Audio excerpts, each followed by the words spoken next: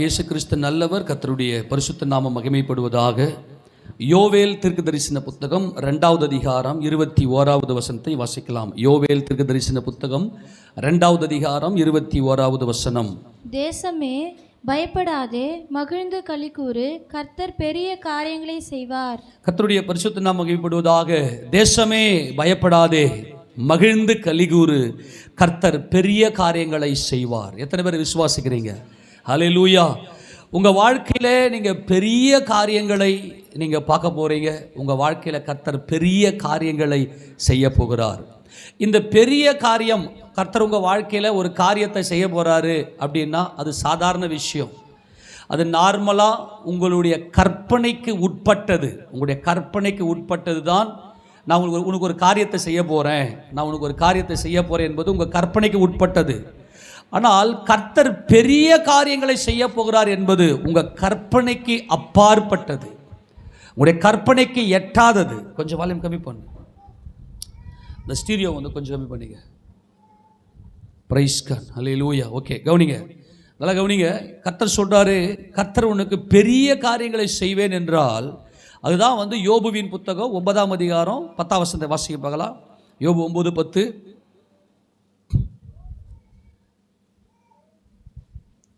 ஆராய்ந்து முடியாத பெரிய காரியங்களையும் எண்ணி முடியாத அதிசயங்களையும் அவர் செய்கிறார். நல்லா கவனிங்க. பெரிய காரியம் அப்படின்னா ஆராய முடியாதது, உன் கற்பனைக்கு எட்டாதது.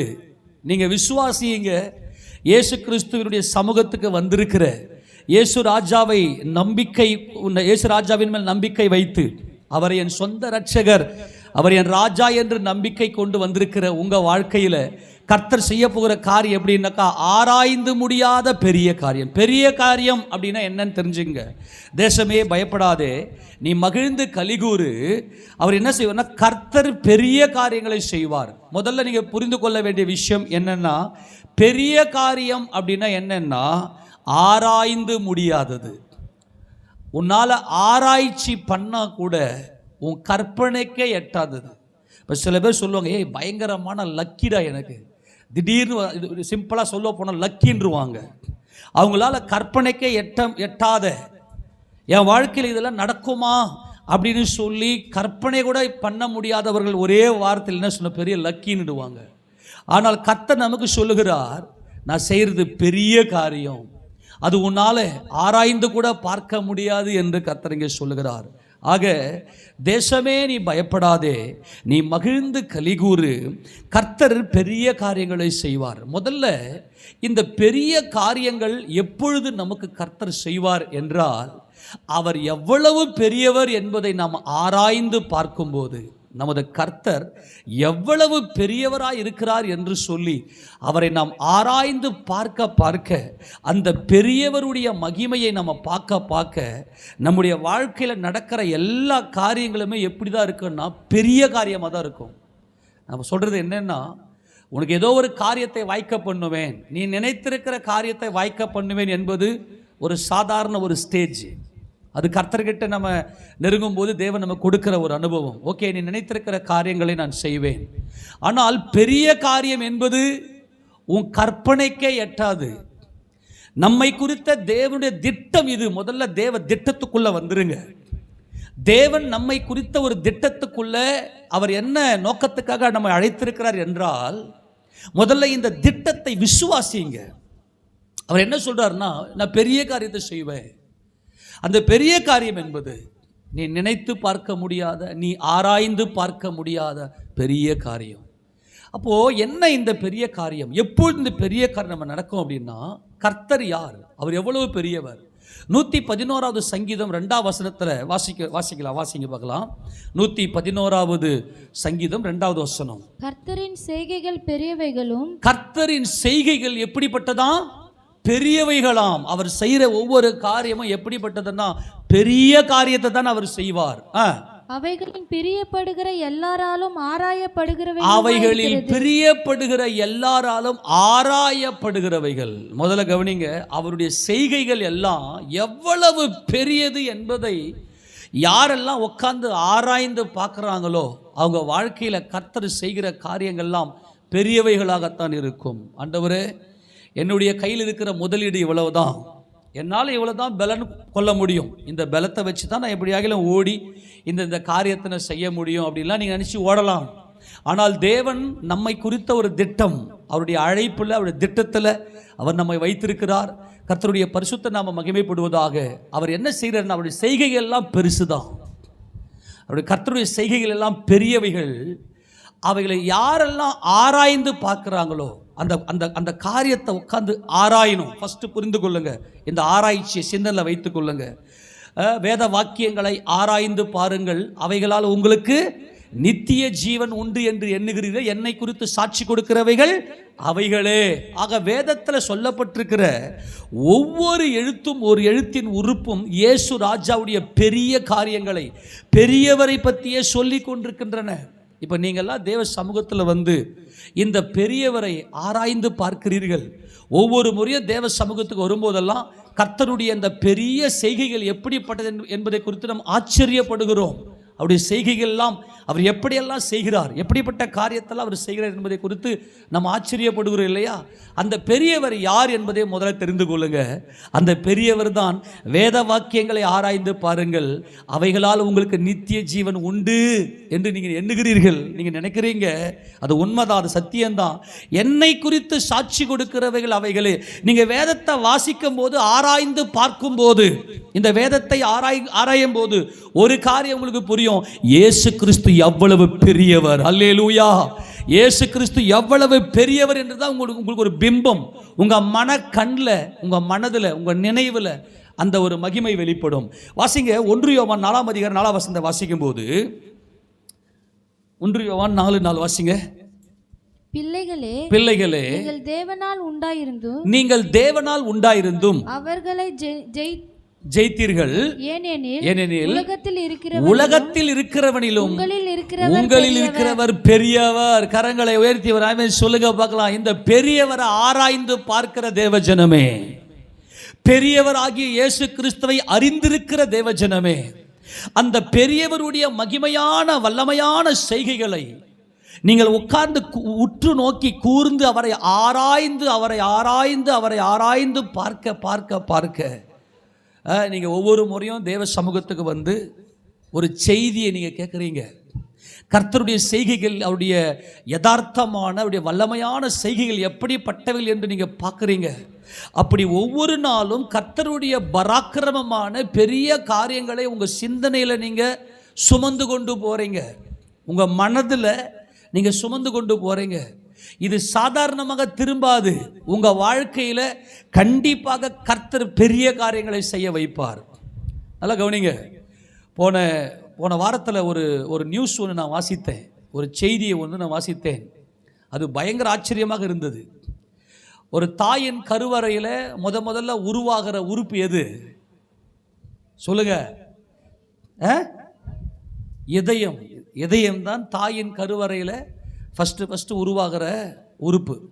இப்போ நம்முடைய உடல் வந்து ஒரு பயங்கரமான ஆச்சரியமானது. நம்முடைய உடலுக்குள்ள எத்தனையோ உறுப்புகள் இருக்கிறது, அதுக்கென்று தனித்தனி திசுக்கள், அதுக்கென்று தனித்தனி செல்கள் இருக்கிறது. இப்போ உதாரணத்துக்கு பார்த்தீங்கன்னா, முழு உடலையும் இயக்குவது எதுன்னா மூளை தான் வந்து முழு உடலையும் இயக்குகிறது. ஏன்னா எல்லா நினைவுகளும் மாம்சீகமான மெமரி ஃபுல்லாக எங்கே இருக்குன்னா மூளையில் தான் இருக்கிறது, முழு உடலை இயக்கிறதுக்கு. அது எல்லாருக்குமே நல்லாவே தெரியும். ஆனால் கர்த்தர், என் மகனே உன் இருதயத்தை எனக்கு தா, உன் இருதயத்தில் வந்து நான் வாசம் பண்ண விரும்புகிறேன், உன் உள் இந்திரியங்களையும் நான் அறிந்திருக்கிறேன், உன் இதயத்தில் எனக்கு ஒரு இடங்கூடு. இப்படி ஆண்டவர் இதயத்தை குறித்து அதிகமாய் பேசுவார். தாவீது சங்கீதக்காரன் இதயத்தை குறித்து அதிகமாய் பேசுவார். உன் முழு இருதயத்தோடும், உன் முழு ஆத்துமாவோடும், உன் முழு பலத்தோடும், உன் முழு இருதயம், உன் முழு ஆத்துமா, உன் முழு பலன். ஆக இருதயம்தான் ஆத்துமா. ஆத்துமா எங்கே இருக்கிறது என்றால் மாம்சத்தின் உயிர் ரத்தத்தில் இருக்கிறது. இதெல்லாம் கவனிங்க, இது கவனிங்க. அதில் பார்த்தீங்கன்னா நம்முடைய உடலில் இருக்கக்கூடிய ஒவ்வொரு உறுப்புகளும் ஒவ்வொரு செல்களால் ஆக்கப்பட்டது. உதாரணத்துக்கு நம்முடைய கிட்னி பார்த்தீங்கன்னா நெஃப்ரான் என்ற செல்களால் உண்டாக்கப்படுதெல்லாம் நம்ம படிச்சிருக்கிறோம். அதே மாதிரி மூளை செல்லுக்கு பேர் என்ன பேர்? மூளை செல்லுக்கு பேர் என்ன பேர்? நியூரான். Very good, neuron. இப்போ ஆராய்ச்சியில் கண்டுபிடிச்சிருக்கிறாங்க, மூளை செல்லு வந்து மூளையில் மட்டும்தான் இருக்கணும். அதே மாதிரி கிட்னி செல்லு வந்து கிட்னியில் மட்டும்தான் இருக்கணும், அங்கே தான் இருக்குது. வேறு எங்கேயோ இருந்துச்சுன்னா என்ன அது, அங்கே இன்னொரு கிட்னி இருக்குன்னு அர்த்தம். நமக்கு 2 கிட்னி வலது பக்கம் இடது பக்கம் இருக்குது. அதே மாதிரி மூளை இருக்கிறது, மண்டையில் மூளை இருக்கிறது. அது அது அது அது நியூரானால் ஆக்கப்பட்டது. இப்போது இங்கிலாந்தை சேர்ந்த ஆராய்ச்சியில் கண்டுபிடிச்சிருக்கிறாங்க, இதயத்தில் ஒரு நியூரான் செல் இருக்கிறதாம். மூளை அமைப்பு போன்ற ஒரு அமைப்பு இருக்கிறது. எங்களால் நம்ப முடியல, ஆச்சு. அதுதான் ஆத்துமா. கரங்களை திராமன்னு சொல்லுங்களேன். என்ன ஒரு எனக்கு பயங்கர ஷாக்காக இருந்துச்சு எனக்கு. அவங்க கண்டுபிடிச்சிருக்கிறாங்க, இருதயத்தில் நியூரான் செல்கள் இருக்கிறது. அந்த செல்களை நம்ம இன்னும் ஆராய்ச்சி பண்ணி பார்த்தோம்னா இருதயத்தில் உண்டாகிற சில பிரச்சனைகள், இருதயத்தில் ரத்த ஓட்டம், இருதயத்தில் ஏற்படுற மற்ற காரியங்கள்லாம் ஈஸியாக சரி செய்தலாம் அப்படின்னு சொல்லி அவங்க ஆச்சரியப்பட்டிருக்கிறார்கள். அப்படியானால் என் நினைவு, அந்த நினைவு அதான் மனிதன், அதான் உண்மையான மனிதன். மனிதன் மரிக்கும் போது அந்த நினைவு அவனுக்கு அற்று போகிறது. அவள் தான் காரணம். ஆக நம்முடைய ஆத்துமா எவ்வளவு உறுதிப்படுத்தப்பட்டிருக்கிறது. கிறிஸ்து இயேசுவை தங்கள் சொந்த இரட்சகராக ஏற்றுக்கொண்டு ஒவ்வொரு முறையும் அவர் சமூகத்தில் வந்து கிறிஸ்துவை பற்றின அந்த நினைவுகள், அந்த ஆராய்ச்சி, அவரை ஆராய்ந்து பார்க்கிற அந்த அனுபவத்தில் வரக்கூடிய நமக்கு ஆராய்ந்து முடியாத பெரிய காரியங்களை அவர் செய்கிறார். ஏனென்றால் இந்த உலகத்தில் இருப்பவனிலும் எனக்குள் இருக்கிறவர் பெரியவர். அல்லேலூயா. அந்த எனக்குள் இருக்கிறவர் என்பதுதான் இயேசு கிறிஸ்து இரட்சகர் என்று நம்முடைய மனதில் அவரை ஏற்றுக்கொண்டோம். அவர்தான் என்னுடைய பரிசுத்தர், அவர் என் இரட்சகராக இருக்கிறார் என்று சொல்லி நாம் அவரை ஏற்றுக்கொண்டோம். தேவனுடைய பார்வையில் நல்லா கவனிங்க, தேவனுடைய பார்வையில் யார் வந்து பெரியவன் தெரியுமா?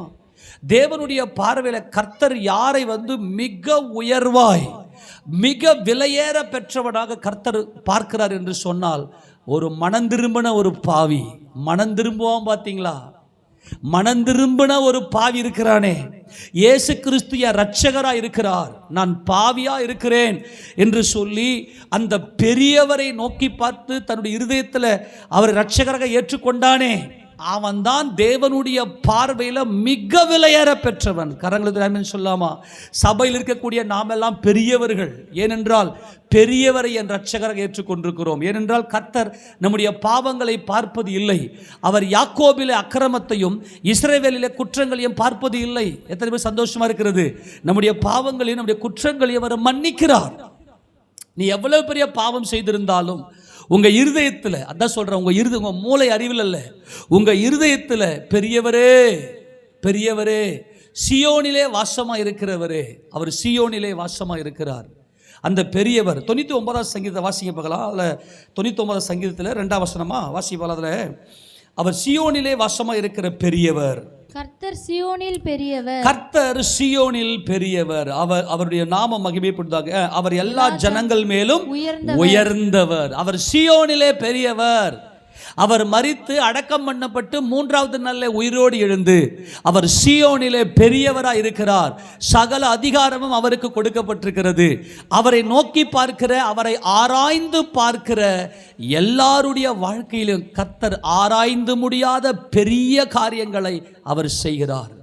அன்பான தேவஜனமே, நமது கர்த்தராகிய இயேசு கிறிஸ்துவினுடைய அந்த மகிமையை, அவருடைய மகத்துவம், அவருடைய பயங்கரமான நாமம், அது சொல்ற 3ஆம் வசனம், மகத்துவமும் பயங்கரமான உமது நாமத்தை அவர்கள் துதிப்பார்களாக, அது பரிசுத்தம் உள்ளது. இப்போ இதுவரைக்கும் நீங்க உங்க திட்டத்தை வைத்துக்கொண்டு, ஆண்டவரே நாங்கள் இந்த பிளான்லாம் போட்டு வச்சிருக்கிறோம், ஆண்டவரே இந்த காரியத்தெல்லாம் கொஞ்சம் நிறைவேற்றுங்க ஆண்டவரே அப்படின்னு சொல்லி நீங்கள் ஆண்டு சமூகத்தில் வந்திருக்கலாம். ஆனால் இன்றைக்கு தேவனை, உங்களை குறித்த தேவனுடைய திட்டத்திற்கு உங்களை ஒப்பு கொடுங்கள். எத்தனை பேர் இந்த வசனத்தை ஏற்றுக்கொள்கிறீர்கள்? ஆமென் சொல்லாமா? பயப்படாதே தேசமே, பயப்படாதே, நான் கர்த்தர் பெரிய காரியங்களை செய்வார், கர்த்தர் பெரிய காரியங்களை செய்வார். இதற்காகத்தான் தேவன் நம்மை அழைத்திருக்கிறார். உங்களை குறித்த தேவனுடைய திட்டம், ஆண்டவரே அந்த பெரிய காரியத்தைக்காக நான் எதிர்பார்த்து கொண்டிருக்கிறேன், நான் உம்மில் தகப்பனே ஆண்டவர், என்னில் நீங்கள் மகிமைப்படணும் ஆண்டவர்னு சொல்லி ஆண்டவருக்கு நீங்கள் உங்களை ஒப்பு கொடுக்க கர்த்தர் உங்கள் வாழ்க்கையில் செய்கிற காரியம் எல்லாமே பெரிய காரியமாக தான் இருக்கும். இப்போ யோபு சொல்கிறார் இல்லையா, அவர் ஆராய்ந்து முடியாத பெரிய காரியங்களையும் எண்ணி முடியாத அதிசயங்களையும் அவர் செய்கிறாருன்னு. எப்பொழுது இந்த வார்த்தையை சொல்றாரு அப்படின்னா, அவர் படைத்த சர்வ வல்லமையும் அவர் செய்கைகள்லாம் எவ்வளவு பெரியதுன்னு பாருங்க. அவருடைய செய்கையெல்லாம் பாருங்க, கர்த்தருடைய செய்கையை பாருங்க. அந்த செய்கைகளை பார்த்து விட்டு அவர் ஆச்சரியப்பட்டு சொல்றாரு, என் வாழ்க்கையிலையும் என்னை குறித்த என் தேவனுடைய திட்டம் என்னன்னா, நான் ஆராய்ந்து முடியாத பெரிய காரியங்களையும் எண்ணி முடியாத அதிசயங்களையும் என் வாழ்க்கையில் அவர் செய்கிறவர். அந்த திட்டத்திற்கு, தேவனுடைய திட்டத்திற்கு என்னை ஒப்பு கொடுக்கிறேன் என்று சொல்லி இங்கே யோபு ஒப்பு கொடுக்கிறார். அந்த வசனத்தை வாசிங்க, 9ஆம் அதிகாரம் யோபுவின் புத்தகத்தில் எப்பொழுது இந்த ரகசியம் யோபுவுக்கு வெளிப்பட்டது அப்படின்னு சொல்லி பார்த்தீங்கன்னா 5 வாசிங்க பார்க்கலாம். அவர் பர்வதங்களை சடுதியாய் பேர்க்கிறார், தம்முடைய கோபத்தில் அவைகள் புரட்டி போடுகிறார். தம்முடைய கோப பர்வதங்களையே அவர் என்ன பண்றாருன்னா பெயர்த்து போடுகிறார். எவ்வளோ பெரிய உயர்ந்த சிகரம் உள்ள பர்வதங்கள். இப்போ கூட பார்த்தீங்கன்னா இமயமலை அடிவாரத்தில் நிலத்தட்டுகள்லாம் ஒன்றோடு ஒன்று மூவ் பண்ணுற அந்த நிலத்தட்டுகள்லாம் ஒன்றோடு ஒன்று மோதி ஒரு பெரிய பூமி எதிர்ச்சி வருவதற்கு வாய்ப்பு இருக்குதுன்னா சொல்லியிருக்கிறாங்க இல்லையா? எத்தனை நிலச்சரிவுகள், மேக வெடிப்புன்றான். இப்போ மேக வெடிப்பு ஏற்பட்டு பயங்கரமான நிலச்சரிவுகள். இதையெல்லாம் யார் செய்யறதுன்னா கர்த்தர் செய்கிறார். எல்லாம் அவருடைய கட்டுப்பாட்டில் இருக்கிறது. எல்லாம் இயேசு ராஜாவுடைய கட்டுப்பாட்டுக்குள் இருக்கிறது. பூமியின் தூண்கள் அதிரத்தக்கதாய் அதை அதன் ஸ்தானத்திலிருந்து அசைய பண்றாரு, ஷேக் பண்றாரு. நடு கடல்ல பெரிய பெரிய மலைகள்லாம் இருக்குது தெரியுமா? அதாவது பூமியில் இருக்கக்கூடிய பெரிய பெரிய மலைகளை விட சமுத்திரத்தில் இருக்கக்கூடிய மலைகள் தான் பெரிய பெரிய மலைகள் இருக்கிறது. அதை கொஞ்சம் ஷேக் பண்ணும்போது சுனாமி. இப்போ சுமத்ரா தீவில் 2004 ஏற்பட்ட ஒரு பயங்கரமான சுனாமி. அது கிழக்கு கடற்கரை அந்த பகுதியை முழுக்க எவ்வளவு சேதம். தமிழ்நாடு சென்னையெல்லாம் பார்த்தோன்னா பயங்கர பெரிய சேதங்கள். நல்லா கவனிங்க, இதெல்லாம் யாருடைய கட்டுப்பாட்டில் இருக்கிறது? எல்லாம் அவருடைய கட்டுப்பாட்டில் இருக்கிறது. யோபு அவரை ஆராய்ந்து பார்த்து, அவருடைய வல்லமையை ஆராய்ந்து பார்த்து, என் தேவனுடைய திட்டம், என்னை குறித்த திட்டம் பெரிய காரியம். ஆமென் சொல்லுங்க பார்க்கலாம். தொடர்ந்து சொல்றார், அவர் சூரியனுக்கு கட்டளையிட அது உதிக்காதிருக்கும், அவர் நட்சத்திரங்களை மறைத்து போடுகிறார், அவர் ஒருவரே வானங்களை விரித்து சமுத்திர அலைகளின் மேல் நடக்கிறவர். சமுத்திர அலைகளின் மேலே ஏன் கர்த்தரே நடக்கணும்? யோபுடைய பார்வையை கொஞ்சம் பாருங்க. சமுத்திரமே, சமுத்திரத்தின் அலையே, நீ எவ்வளவு பயங்கரமாய் வந்தாலும் உன் அலைகளின் மேலே நடக்கிறவர் என் பெரியவர், என் ஆண்டவர், சியோனிலே வாசமாக இருக்கிற என் கர்த்தர். அவர் சமுத்திர அலைகளின் மேல் நடக்கிறவர், வானங்களை தாம் ஒருவராய் விரித்தவர். அவ்வளோ பெரிய சர்வ வல்லவர் தான் நீங்களும் நானும் ஆராதிக்கிற இயேசு கிறிஸ்து. அவர் சிலுவையில், அவர் பெத்லகேமில் ஒரு தாயின் கருவறையில் உதித்து, பெத்லகேமில் அவர் பிறந்து, நாசரேத்தில் அவர் வளர்ந்து, அவர் எருசலேமில் அவர் அடிக்கப்பட்டு சிலுவையில் மரித்து அடக்கம் பண்ணப்பட்டு உயிர் தெரிந்ததுனால எல்லாருடைய கண்ணுக்கும் இந்த பெரியவர் தென்படலை. அவரே நம்மை தேடி நான் எவ்வளவு பெரிய தேவன், உன் மீட்புக்காகத்தான் இவ்வளவு காரியத்தை நான் செய்தேன் என்று நமக்கு புரிய வச்சு, அந்த பெரியவரை நம்முடைய இருதயத்தில், நமக்கு உள்ள இந்த உலகத்தில் இருக்கிறவனிலும் நமக்குள் இருக்கிற இயேசு பெரியவராய் இருக்கிறார். அல்லேலூயா சொல்லுங்க பார்க்கலாம். அங்க சொல்றாரு பாருங்க, அவர் துருவ சக்கர நட்சத்திரம். துருவ சக்கர நட்சத்திரம்னா என்ன? இதெல்லாம் ஆராய்ச்சி பண்ணிக்கிறீங்களா? ஒரு நட்சத்திர கூட்டம், துருவ சக்கர நட்சத்திரம்னு ஒரு கூட்டம் இருக்கு. அந்த நட்சத்திரத்தை அதனுடைய பாணியிலே அதுக்கென்று ஒரு கட்டளையை கொடுத்து கர்த்தர் அதை என்ன செய்ய ஏங்க செய்திருக்கிறார். துருவ சக்கர நட்சத்திரம் ஒரு நட்சத்திர கூட்டம், அப்புறம் மிருக சீரிஷம் அப்படின்ற ஒரு நட்சத்திர கூட்டம், அருமீன் என்கின்ற ஒரு நட்சத்திர கூட்டம், தட்சண மண்டலம் என்கின்ற ஒரு மண்டலங்கள். இதையெல்லாம் நான் நினைக்கிறேன் யோபு ஒரு பயங்கரமான ஆராய்ச்சியாளர். யோபு ஒரு பயங்கரமான ஆராய்ச்சியாளர். அவர் எப்படிப்பட்ட ஆராய்ச்சின்னா எல்லாத்திலுமே என்ன, இவர் மேத்தமேட்டிக்ஸ், ஃபிசிக்ஸு, கெமிஸ்ட்ரி, ஒரு ஜியாகிரஃபி, அஸ்ட்ரானமி இதெல்லாம் தெரிஞ்சால் தான் இந்த துருவச்சக்கர நட்சத்திரம், மிருக சீரிஷம், அருமீன், அப்புறம் இந்த தட்சிண மண்டலம் இதெல்லாம் ஆராய்ச்சி பண்ண முடியும். யோபு மிகப்பெரிய ஒரு ஞானி. யோபு ஒரு ராஜா, தெரியுதானே? யோபு ஒரு பெரிய ராஜா. அவர் ஏன்னா ஒரு ராஜா சாதாரணமான ஞானத்தை வச்சு ஆட்சி பண்ண முடியாது. அப்போ நல்லா கவனித்துக் கொள்ளுங்க, ஒவ்வொரு முறையும் தேவனுடைய சமூகத்தில் இயேசு கிறிஸ்து எவ்வளவு பெரியவர், என் கர்த்தர் சியோனிலே பெரியவர், நான் என்னுடைய பரிசுத்த பர்வதமாக சியோன் மீதிலே என்னுடைய ராஜாவை நான் அபிஷேகம் பண்ணி வைத்தேன். கர்த்தராக இயேசு கிறிஸ்துவை தேவன் அபிஷேகம் பண்ணி வைத்திருக்கிறார். அந்த பெரியவர் எனக்குள் இருக்கிறார். அப்போ அந்த பெரியவர் எனக்குள் இருப்பாரே, ஆனால் எப்படிப்பட்ட பெரிய காரியங்களை நம்ம எல்லாம் பார்க்க போகிறோம். நல்லா கவனிங்க. ஒரு சில காரியத்தை நான் சொல்லி நான் முடிக்கிறேன். கர்த்தர் இன்னைக்கு நம்மோடு கூட பேசி கொண்டிருக்கிறார். ஆக இவர் செய்கிற இப்படிப்பட்ட ஆச்சரியமான இந்த காரியங்களை ஆராய்ந்து பார்த்தனால் தான் சொல்றாரு, என் வாழ்க்கையில் அவர் ஆராய்ந்து முடியாத பெரிய காரியங்களை அவர் செய்கிறார். ஆமென் சொல்லுங்க பார்க்கலாம். அவர் துருவ சக்கர நட்சத்திரங்களையும் மிருக சிறுஷத்தையும் அருமீனையும் தட்சிண மண்டலங்களையும் பார்த்துட்டாரு. அதை ஆராய்ந்து பார்க்க முடியல அவருக்கு. உள்ள போயிட்டு அதுக்கு ஏன் அதை வைத்திருக்கிறார், எதற்காக தேவன் இப்படி படைத்திருக்கிறார், எப்படி இவைகள் எல்லாம் படைத்திருக்கிறார், மலைகளை எப்படி படைத்திருக்கிறார், எவ்வளவு பெரிய சிகரங்கள், எவ்வளவு பெரிய சூரியனை அவர் மறைத்து, இந்த காரியங்கள் எல்லாம் அவர் ஆராய்ந்து பார்க்கிறார். பார்த்துட்டு சொல்றாரு, நான் என் தேவனுடைய திட்டத்திற்கு என்னை ஒப்பு கொடுக்கிறேன். அவைகளை பார்க்க நான் விசேஷித்தவன், நான் ஒரு ஸ்பெஷல். என் வாழ்க்கையில தேவனுடைய திட்டம் பெரிய காரியமாக இருக்கும் என்பதை குறித்தான் இங்கே யோபு நல்லா ஆராய்ந்து பார்த்தவர் சொல்லுகிறார். அதனால அன்பான தேவஜனமே, நாம் செய்ய வேண்டிய ஒரே ஒரு காரியம், கர்த்தருடைய அந்த வல்லமை, அவருடைய மகத்துவம் அது எவ்வளவு பெரிதாக இருக்கிறது என்று சொல்லி இயேசு கிறிஸ்துடைய அந்த மகிமையை நம்ம ஆராய்ந்து பார்க்க பார்க்க பார்க்க ஒவ்வொரு நாளும் உங்கள் வாழ்க்கையில் நீங்கள் பெரிய காரியங்களை பார்த்து கொண்டே இருப்பீர்கள். எத்தனை பேர் விசுவாசிக்கிறீங்க? அதுக்கு தான் தேவன் நம்மை சபைக்கு அழைத்திருக்கிறார். நல்லா கவனிங்களேன்.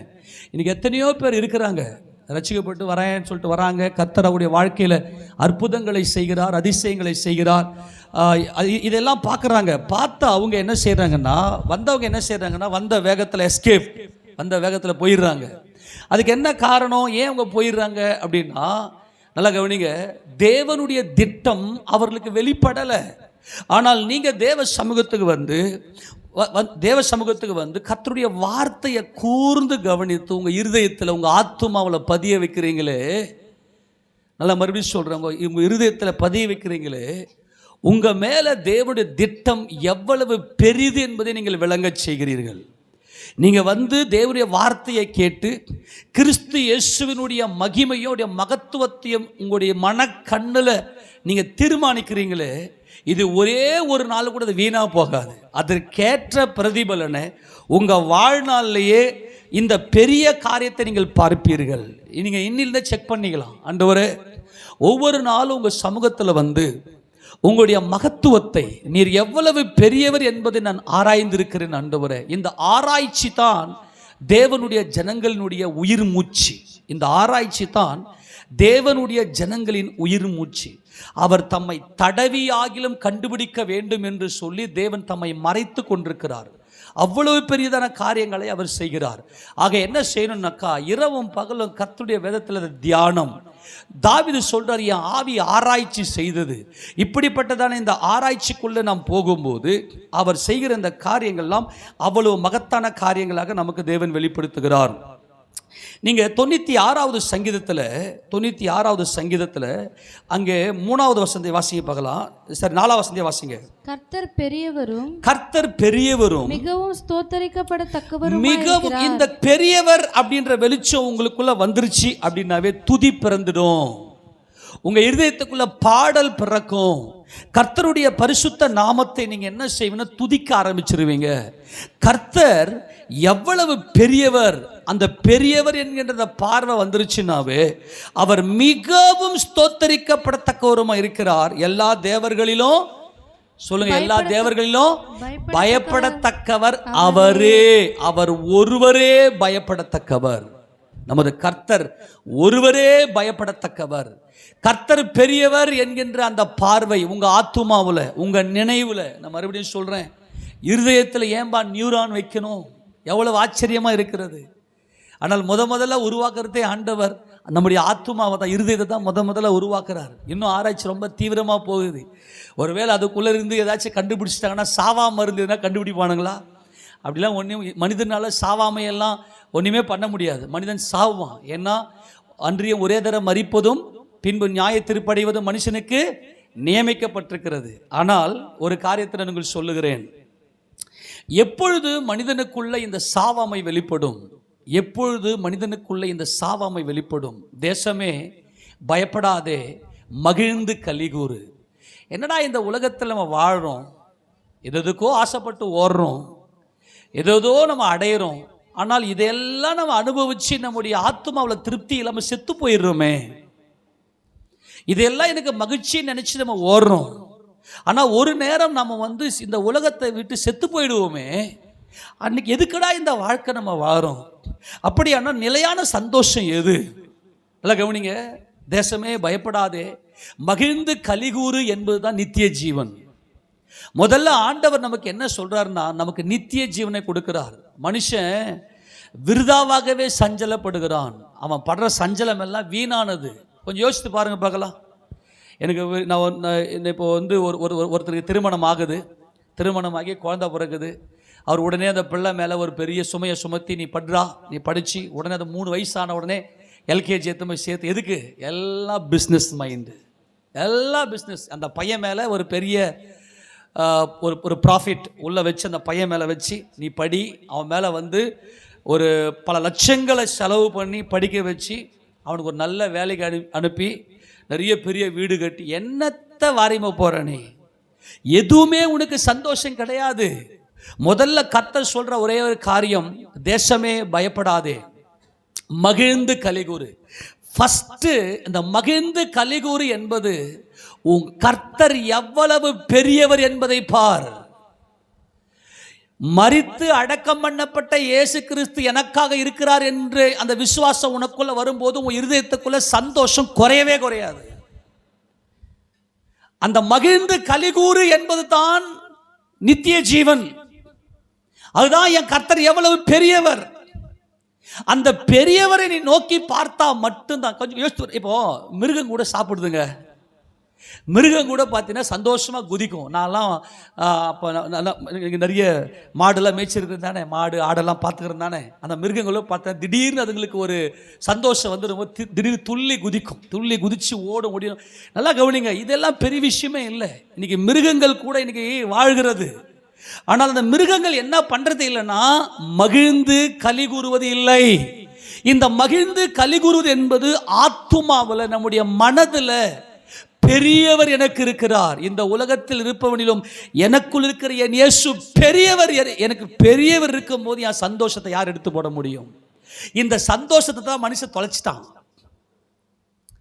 இந்த சந்தோஷம் உனக்குள்ள பெருக்கெடுத்து ஓட, அது ஜீவ நதியாய் பாய்ந்து ஓட ஓட உன் வாழ்க்கையில நீ தேவனுடைய திட்டத்திற்கு உட்படுகிறாய். தேசமே பயப்படாதே, மகிழ்ந்து கலிகூறு. நல்லா மகிழ்ந்து கலிகூறு. இந்த மகிழ்ந்து கலிகூறு என்பது உள்ளத்தில் ஏற்படுகிற ஜீவன். அது ஜீவன். அது நமது கர்த்தராகிய இயேசு கிறிஸ்து ஒரு பெரிய காரியத்தை செய்கிறார். எரேமியா 10ஆம் அதிகாரம் 6ஆம் வசனத்தை வாசிங்களேன். எரேமியா 10ஆம் அதிகாரம் 6ஆம் வசனம். கர்த்தாவே, கர்த்தாவே, உமக்கு ஒப்பானவன் இல்லை, உமக்கு ஒப்பானவன் இல்லை. நீரே பெரியவர், நீரே பெரியவர். உமது நாமமே வல்லமையில் பெரியது, உமது நாமமே வல்லமையில் பெரியது. ஹல்லேலூயா சொல்லுங்க பார்க்கலாம். கர்த்தாவே, உமக்கு ஒப்பானவன் இல்லை. ஆண்டவரே, இந்த உலகத்தில் எத்தனையோ மனிதர்கள் இருக்கிறார்கள். ஆனால் என் ஆண்டவராகிய இயேசு கிறிஸ்து மனிதனாய் இந்த பூமியில் அவதரித்தார். தேவ பக்தியினுடைய ரகசியமே என்னன்னா, தேவன் மாம்சத்தில் வெளிப்பட்டார். இதான் தேவ பக்தியின் ரகசியம். தேவ பக்தியின் ரகசியம் என்னவென்றால், தேவன் மாம்சத்தில் வெளிப்பட்டார். தேவ பக்தியின் ரகசியமே கடந்த வாரத்தில் நாம் பார்த்தோம். பக்தி உள்ளவனை கர்த்தர் தமக்காக தெரிந்து கொண்டார். தேவ பக்தியின் ரகசியமே, கர்த்தாவே, உமக்கு ஒப்பானவன் இல்லை ஆண்டவரே. அவன் எவ்வளவு பெரிய ஆளாக இருந்தாலும், அவன் வந்து ஆண்டவரே இந்த உலகத்தில் பெரிய அதிபராக இருந்தாலும், பெரிய ஆட்சியாளனாக இருந்தாலும், பெரிய வல்லமை படைத்தவனாக இருந்தாலும், என் கர்த்தாவே உமக்கு ஒப்பானவன் இல்லை. நீரே, நல்லா கவனிக்க சொல்லுங்க, நீரே. நீரே நான் இயேசு கிறிஸ்து மட்டுமே பெரியவர். நீரே பெரியவர் என்றால் இயேசு கிறிஸ்து மட்டுமே பெரியவர். உமது நாமமே வல்லமையில் பெரியது. இயேசுன்ற நாமத்தை சொன்னோம்னா, இப்போ பார்த்தீங்கன்னா 142 கோடி, ஏறக்குறைய 142 கோடி ஜனங்களுக்கு மோடி வந்து இன்னைக்கு வந்து அவர் வந்து ஒரு அதிபராக இருக்கலாம். ஆனால் இதே மோடியுடைய பெயரை சொல்லி உன் அமைச்சரவையில் இருக்கிற கல்வி அமைச்சர் தர்மேந்திர பிரதான் பதவி விலக வேண்டும் என்று சொல்லி ஒரு மாணவர் கூட்டமைப்பு ஒன்று சேர்ந்து அவங்க போராட்டம் பண்ணுறாங்க. அங்கே அங்கே அங்கே பதவி விலகிறாங்க. அப்போ மோடி பெரியவரா? வல்லமையில் மோடி நீ பேரை சொன்னாங்களா? அவனெல்லாம் அலண்டுகிற ஓடணும்ல, பயந்து ஓடணும்ல. இப்போ தமிழ்நாட்டு முதலமைச்சர் விஜய் இப்போ அவருக்கு விரோதமா எவ்வளவு போராட்டங்கள் இருக்கு. மெரினாவில் போராட்டம். நல்லா கவனிங்க. தயவு செய்து சொல்ற அன்பான தேவஜனமே, யாரை நம்பி நீங்க இந்த பூமியில வாழ போறீங்க? நீங்க எவ்வளவு பெரிய பாக்கியவான்கள். ட்ரம்ப்புக்கு விரோதமா அங்கே அமெரிக்க தேசத்துல ட்ரம்ப்புக்கு விரோதமா கிளர்ச்சி. யாருங்க வல்லமையில பெரியவங்க? அவரே இயேசு கிறிஸ்து மாத்திரமே வல்லமையில் பெரியவர். ஆக அந்த வல்லமை எனக்குள், அவருடைய உயிரை எனக்குள்ள கொடுத்திருக்கிறார். தேசமே பயப்படாதே, மகிழ்ந்து கலிகூறு. இந்த மகிழ்ந்து கலிகூறு என்பது தான் என் நீதியின் கர்த்தர் எனக்கு உள்ளே இருக்கிறார். என் ஆத்துமாவில், என் நினைவில் என் பெரியவர் இருக்கிறார். நான் எந்த இடத்துலையுமே தாழ்ந்து போவது இல்லை. இந்த வசனங்கள் எல்லாம் நம்முடைய இருதயத்துக்குள்ள கிரியை செய்ய வேண்டும். ஆண்டவரே, கர்த்தாவே, உமக்கு ஒப்பானவன் யார் ஆண்டவரே? மோடியா? ட்ரம்பா? இல்லை எங்களுக்கு முதலமைச்சர் விஜயா? ஒருத்தனும் கிடையாது ஆண்டவரே. அவங்க எல்லாம் தற்காலிகமாக நாங்கள் தேவ பக்தி உள்ள ஜீவனம் பண்ணும்படிக்கு எங்களுக்காக வைக்கப்பட்டிருக்கிற ஒரு ஆட்சியாளர்கள், அவ்வளவுதான். ஆனால் இந்த எல்லா வல்லமையும் விட, எல்லா நாமத்தையும் விட உங்க நாமம் வல்லமையில் பெரியது. உங்க பேரை சொன்னா பெரிய பெரிய காரியங்கள் நடக்குது ஆண்டவரே. இயேசு ராஜா பேரை சொல்லும்போது எவ்வளவு பெரிய காரியங்கள் எங்கள் வாழ்க்கையில் எல்லா தடைகளும் நீங்கி எவ்வளவு பெரிய காரியங்களை எங்கள் கர்த்தர் நடத்துகிறார். அதனால் அன்பான தேவஜனமே, நீங்கள் மகிழ்ந்து கலிகூறுங்கள். இங்கே சொல்ற கர்த்தாவே, உமக்கு ஒப்பானவன் இல்லை. இதுதாங்க தேவ பக்தியின் ரகசியம். தேவ பக்தியின் ரகசியம் என்ன சொல்லுங்க பார்க்கலாம். நீங்க தேவ பக்தி உள்ளவங்களா இருக்கிறீங்கன்னு வச்சுங்களேன். தேவ பக்தியில் ஒரு ரகசியம், அது ஒரு மிஸ்ட்ரி. அது ரகசியம் என்னன்னா, மாம்சத்தில் வெளிப்பட்ட என் கர்த்தராகிய இயேசுக்கு தெய்வம் தெய்வம் தெய்வம் கடவுள் கடவுள் என்னை போல ஆனார், என்னை தேடி வந்தார் என்பதுதான் தேவ பக்தியின் ரகசியம். இந்த பக்தி உள்ளவங்க தான் மகிழ்ந்து கலிகூறுவார்கள். ஏனென்றால் அவர்கள் ஆராய்ந்து பார்க்கிறவர்கள், கடவுளை ஆராய்ந்து பார்க்கிற. அந்த வசந்த வாசிக்க பார்க்கலாம். 1 தீமோத்தேயுக்கு எழுதும்போது, 1 தீமோத்தேயு நிருபத்தில் தேவ பக்தியின் ரகசியம் என்ன என்று 3ஆம் அதிகாரத்தில் திருப்பிக் கொள்ளுங்க. 1 தீமோத்தேயு நிருபம் 3ஆவது அதிகாரத்தில் 16 வசந்த வாசியம் போலாம். 16. அன்றியும் தேவ பக்திக்குரிய ரகசியமானது யாவரும் ஒப்புக்கொள்ளுகிறபடியே மகா மேன்மை உள்ளது. பாருங்க, தேவ பக்தி என்பது என்னங்க? ரகசியம். என்னதுங்க அது? ரகசியம். பக்தி உள்ளவனை கர்த்தர் தமக்காக தெரிந்து கொண்டார். இந்த தேவ பக்தி உள்ளவர்களுடைய இந்த தேவ பக்தி என்பது அது மகா ரகசியமானது. அந்த ரகசியம் என்ன? தேவன் மாம்சத்தில் வெளிப்பட்டார். கரங்களை தட்டி எல்லாம் இயேசு ராஜாவுக்கு மகிமை செலுத்துங்க. தெய்வம் அதரிசனமானவர், எல்லாவற்றையும் சிருஷ்டித்தவர். எல்லாம் அவருக்குள்ளே சிருஷ்டிக்கப்பட்டிருக்கிறது. எல்லாம் அவருக்குள் சிருஷ்டிக்கப்பட்டது, சகலமும் அவருக்குள் மீட்கப்பட்டிருக்கிறது. எல்லாம் கிறிஸ்து இயேசுவே, கிறிஸ்து இயேசுவுக்குள் எல்லாம். அவர்தான் எல்லாம். தேவன் மாம்சத்திலே வெளிப்பட்டார். இயேசு தேவன் மாம்சத்திலே வெளிப்பட்டார். தெய்வம் என்னை தேடி வந்தது என்கின்ற மனமகிழ்ச்சி. தேசமே, நீ பயப்படாதே, நீ மகிழ்ந்து கலிகூறு. இந்த மகிழ்ந்து கலிகூறுதான் பெரியவர் எனக்குள்ளே, பெரியவர் எனக்குள்ளே. அவர் தட்சண மண்டலங்களை உருவாக்கினவர், அவர் மிருக சீரிஷத்தை உருவாக்கினவர், மலைகள் பெயர்க்கத்தக்கதாய் குலுங்கச் செய்கிறவர், சூரியனையும் மறைத்து போடுகிறவர். அவர் வல்லமையிலே பராக்கிரமம் உள்ள கர்த்தர். அவர் எனக்கானவர், அவர் எனக்குரியவர், அவர் எனக்குள்ளே வாசமாயிருக்கிறவர். தேவன் மாம்சத்திலே வெளிப்பட்டார் என்பதுதான் தேவ பக்தியுடைய ரகசியம். ஒரு மனுஷனுடைய ரகசியத்தை எப்படி காணலாம்? ஒரு மனிதனுக்குள் இருக்கிற தேவ பக்தியின் ரகசியத்தை எப்படி காணலாம் என்று சொன்னால், மாம்சத்தில் தேவன் வெளிப்பட்டார் என்பதை ஆராய்ச்சி செய்வானே, அவன் பெரியவங்க. அவன் பெரியவன். ஆண்டவர் சொன்னாரு ஆசாரியர்களை பார்த்து, ஆசாரியனே, தன் ஜனத்தில் பெரியவனாகிய அவன் வேறு எதற்காகவும் அழக்கூடாது, வேறு எதற்காகவும் தன்னை கீறிக்கொள்ளக்கூடாது. ஏன் அவனை பெரியவன் என்று சொல்கிறார் என்றால், அவன் பெரியவன் என்றால் பெரியவரை ஆராய்ச்சி செய்கிறான், பெரியவரை ஆராய்ந்து பார்க்கிறான்.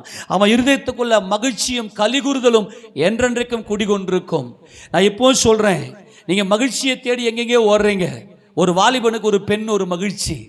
இந்த பெண் எனக்கு மகிழ்ச்சியை கொடுப்பாள்.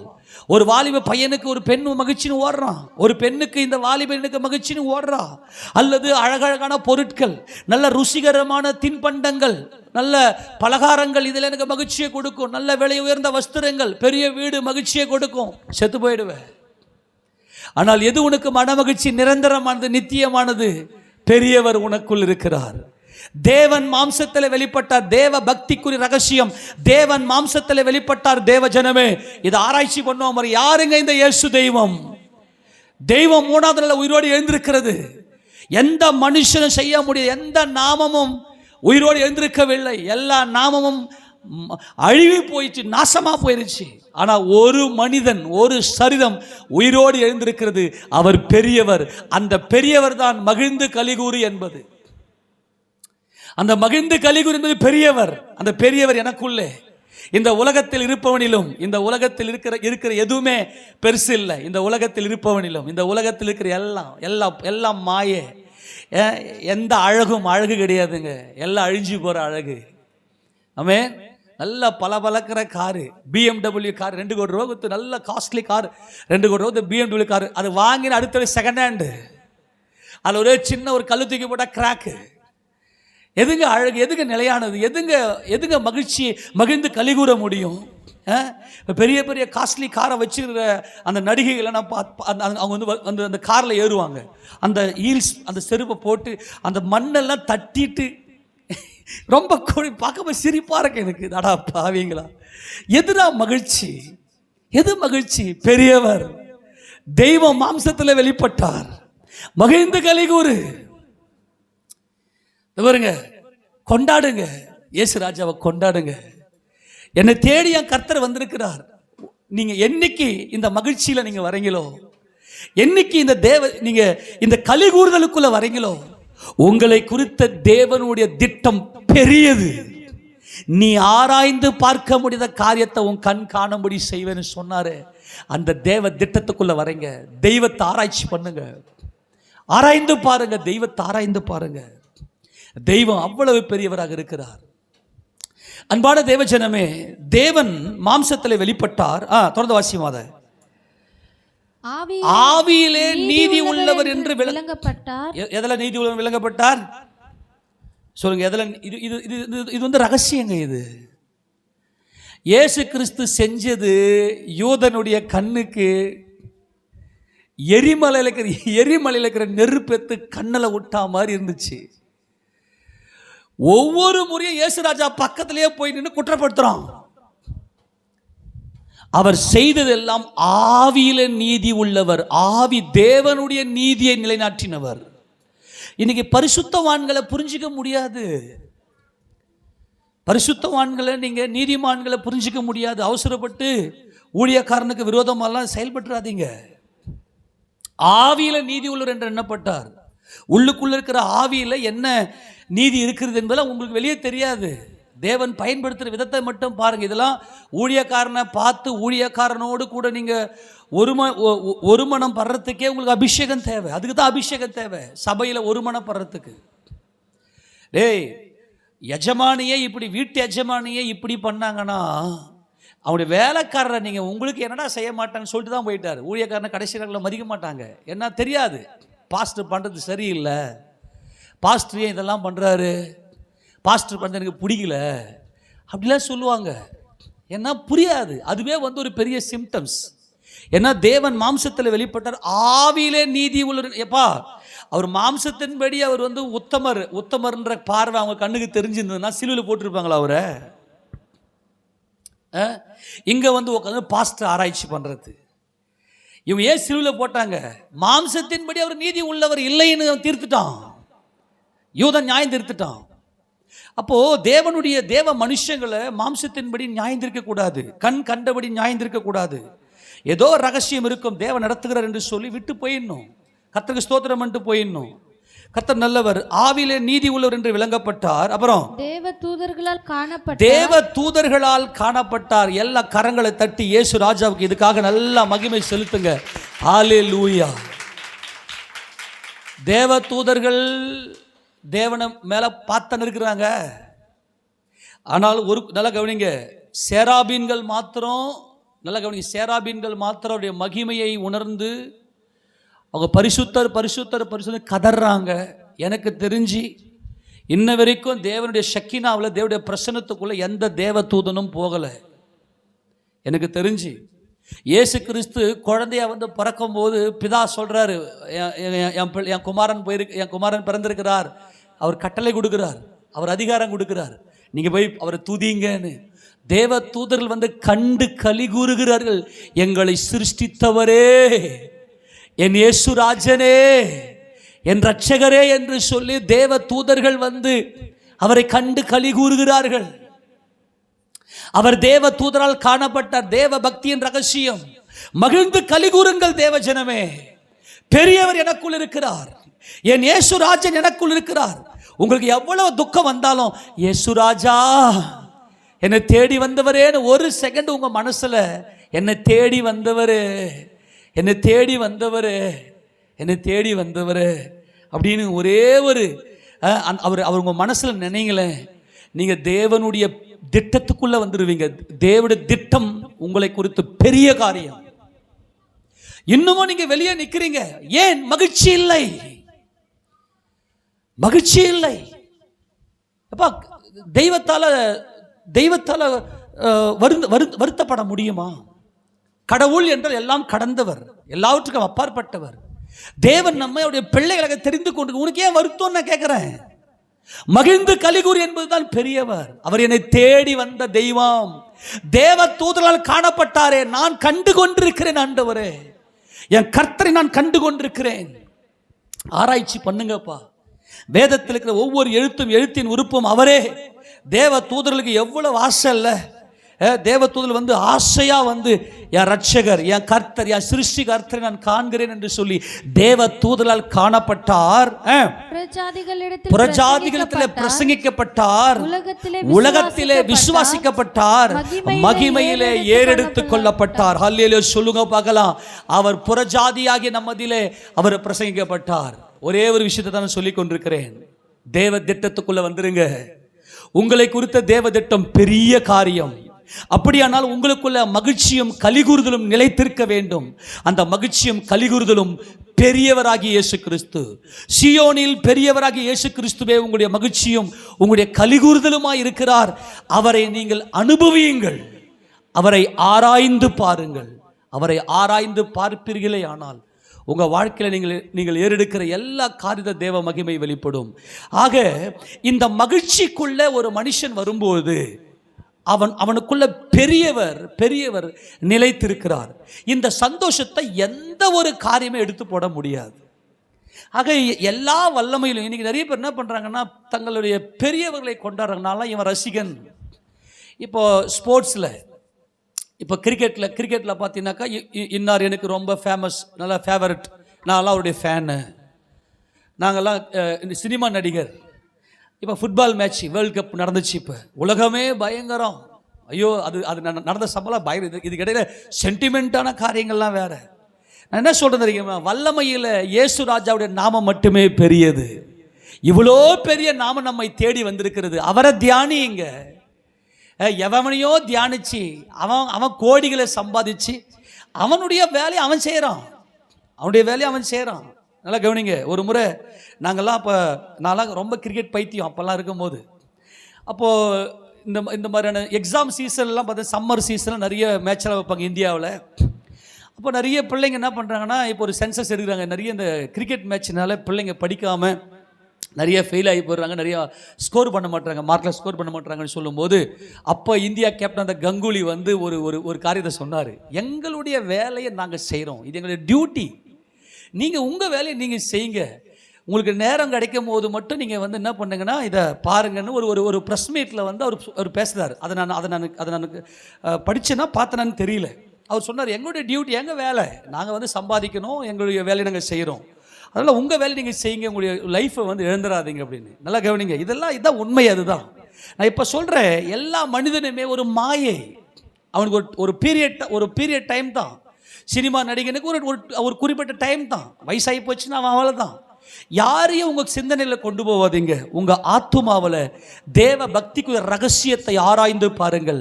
அது உங்களுக்கு மனமகிழ்ச்சியை கொடுக்கும். அந்த மனமகிழ்ச்சியை கொண்டாடுங்கள். யாருக்காக இந்த மகிழ்ச்சியை தேவன் வைத்திருக்கிறார்? எடுத்து வாசிக்க போலாம். 97ஆம் சங்கீதம். 97ஆம் சங்கீதத்தில் கர்த்தர் இந்த மகிழ்ந்து கலிகூறு என்கின்ற பெரியவரை நமக்குள்ள எப்படி கொடுக்கிறார்? வாசிங்க பார்க்கலாம். 10 வாசிங்க பார்க்கலாம். இல்ல 9 வாசிங்க. கர்த்தாவே, பூமி முழுவதும் நீர் உன்னதமானவர். அப்பா, கிழக்கிலிருந்து மேற்கு வரைக்கும். ஆமென் சொல்லுங்க பார்க்கலாம். கிழக்கிலிருந்து மேற்கு வரைக்கும் உங்க நாம மட்டுமே, நீங்க மட்டும்தான் உன்னதமானவர். எந்த ஒரு ஸ்போர்ட்ஸ் பர்சனோ அல்லது சினிமா ஆக்ட்ரஸோ அல்லது பெரிய பதவியில் இருக்கக்கூடியவர்களோ யாருமே ஒன்றுமில்லை ஆண்டவரே எங்களுக்கு.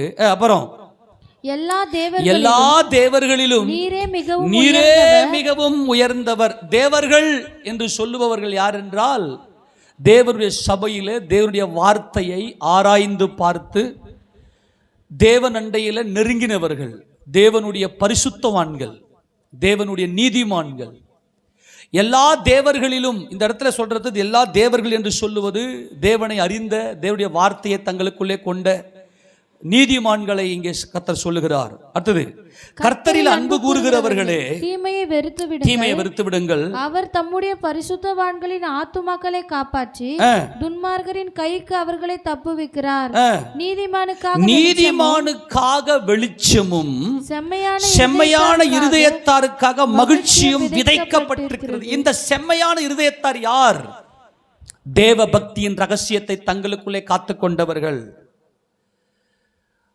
அவங்க குறைஞ்சது ஒரு நாளில் ஒரு 5 பேஜாவது வேதத்தை வாசித்து, ஒரு 5 பக்கம் வேதத்தை வாசித்து அவங்களால சும்மாவே இருக்க முடியாது. அவருடைய நினைவுகள் எப்பொழுதுமே இந்த பெரியவர் மேலேயே இருக்கும். அவருடைய நினைவுகள் பெரியவர் மேலேயே. ஏன்னா அவர் தான் நிலையானவர், நித்தியமானவர், உன்னதமானவர். அவர் சீயோனிலே பெரியவர். அவர் மேல் அந்த சிந்தனையை வைத்து எப்பொழுதுமே அவர் நினைத்து கொண்டே இருப்பார்கள், அவரை ஆராய்ந்து கொண்டே இருப்பார்கள். அவர்களுக்காகத்தான் இந்த மகிமையான வெளிச்சம், நீதிமானுக்காக வெளிச்சம். அவன் இருதயத்துக்குள்ள எவ்வளவு வேணும் இருள் இருக்காது. அந்த இருள் இருந்தால் தான் கோச்சிக்கிறது. சில பேரை பார்த்து எதுக்கத்தாலும் கோச்சிக்கின்னு கோவப்பட்டுக்கின்னு அந்த இருளிலிருந்து தேவன் நமக்கு பெரிய வெளிச்சத்தை பிரகாசிக்க செய்திருக்கிறார். நீங்களோ உங்களை அந்தகாரத்தினின்று தம்முடைய ஆச்சரியமான ஒளி நிலத்திற்கு வரவழைத்தவருடைய புண்ணியங்களை அறிவிக்கும்படிக்கு தெரிந்து கொள்ளப்பட்ட சந்ததியாயும் ராஜரீகமான ஆசாரிய கூட்டமாயும் அவருக்கு பரிசுத்த ஜனமாயும் இருக்கிறீர்கள். அந்த இருளை விட்டு தேவன் நம்மை நீங்க செய்கிறார். யாருக்கு இந்த வெளிச்சம்? நீதிமானுக்காக வெளிச்சமும் செம்மையான இருதயத்திற்காக மகிழ்ச்சியும் விதைக்கப்பட்டிருக்கிறது. நீதிமான்களே கர்த்தருக்குள் மகிழ்ந்து அவருடைய பரிசுத்தத்தின் நினைவு கூறுதலை கொண்டாடுங்கள். இந்த உலகத்திலேயே விலையேற பெற்றவன், தேவனுடைய பார்வையில விலையேற பெற்றவன் யார் என்றால் மனம் திரும்பின பாவி. தன் பிழைகளை உணர்கிறவன் யார்? அவன் பிழையை உணர்ந்து, அப்பா அப்படியே மனசுல அப்படியே வலிக்கும். நான் குடிச்சேனே ஆண்டவரே, நான் இப்படிப்பட்ட விபச்சார சிந்தனையில இருந்தனே ஆண்டவரே, நான் சினிமா பைத்தியமா இருந்தனே ஆண்டவரே, அப்பா நான் ஒரு கொள்ளைக்காரனை திருடுனே ஆண்டவரே, எனக்குள்ள ஒரு திருடு இருந்துச்சு ஆண்டவர். அப்படியே உள்ள மனம் கசந்து அப்படியே அழுவான் பாருங்க. அவன் தான் நீதிமான். இந்த நீதிமானுக்காகத்தான் மகிழ்ச்சி. என் பெரியவர் எனக்கு வந்திருக்கிற, என்னை மீட்கிற என் ரட்சகர் அவரு, என் பெரியவர் அவரு. ஆண்டவரே, நான் நடு ரோட்ல சண்டை போட்ட சண்டைக்காரனா இருந்தனே, என் மனைவி அடிக்கிறவனாக இருந்தனே ஆண்டவரே, எனக்குள்ள என்னுடைய கணவனை எதிர்த்தனே நான். அப்படியே அந்த மனம் கசந்து நிற்பான். அவன் தான் நீதிமான். இந்த நீதிமான்கள் தான் தேவனுடைய பார்வையில விலையேற பெற்றவர்கள். அவர் தேவ தூதர்கள், பயங்கரமான மைட்டி ஏஞ்சல்ஸ் எல்லாம் பரலோகத்தில் இருக்கிறாங்க. அவர்களுக்கு பயங்கரமான வல்லமைகள்லாம் இருக்கிறது. ஆனால் தேவ திட்டத்துக்குள்ள ஒரு பாவி வராம பாருங்க, ஒரு நீதிமான்.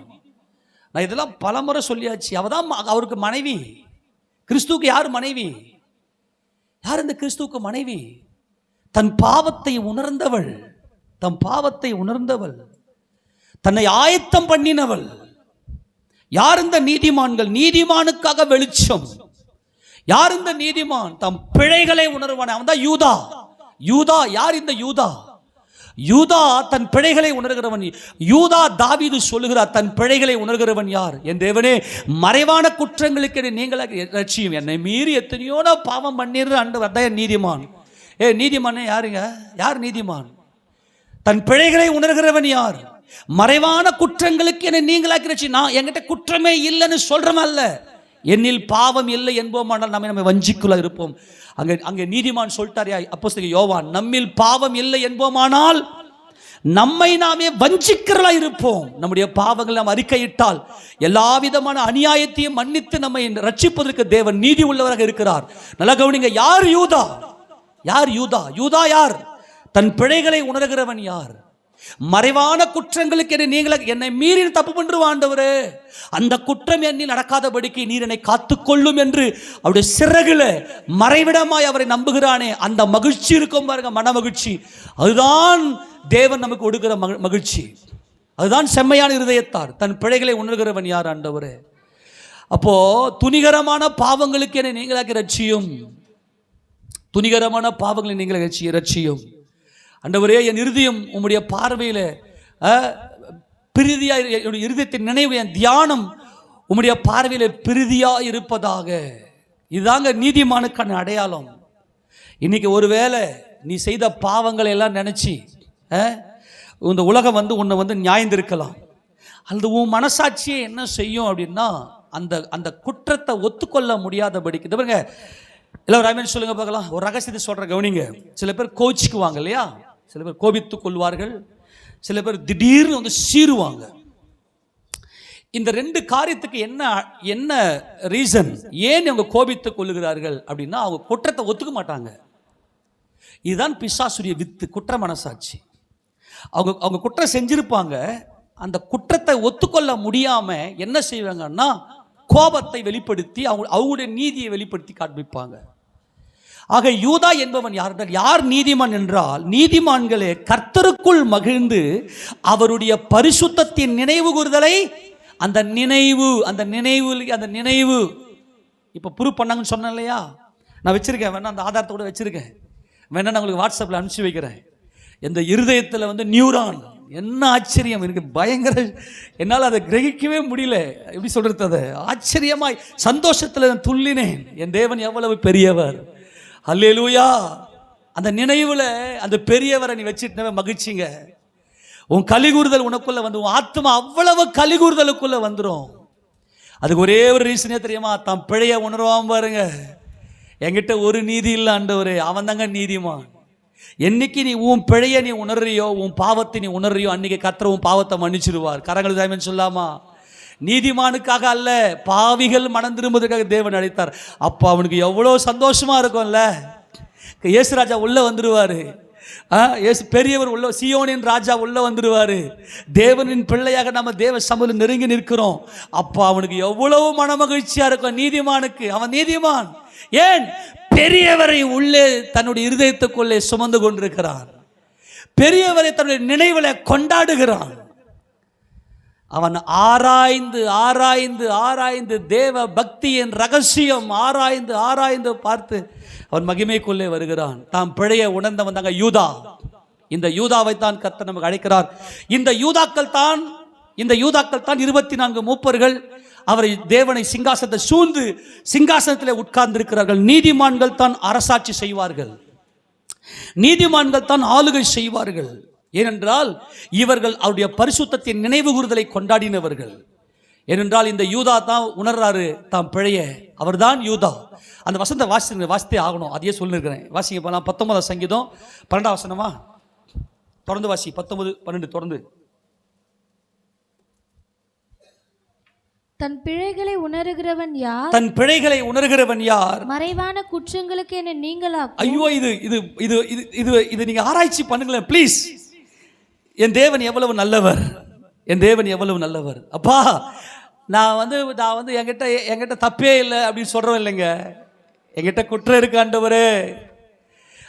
மாம்சமான ஒருவனும் உமக்கு நீதிமான் அல்லாததினாலே என்னை நியாயம் விசாரிக்க புறப்படாத தாங்க நீதிமான்.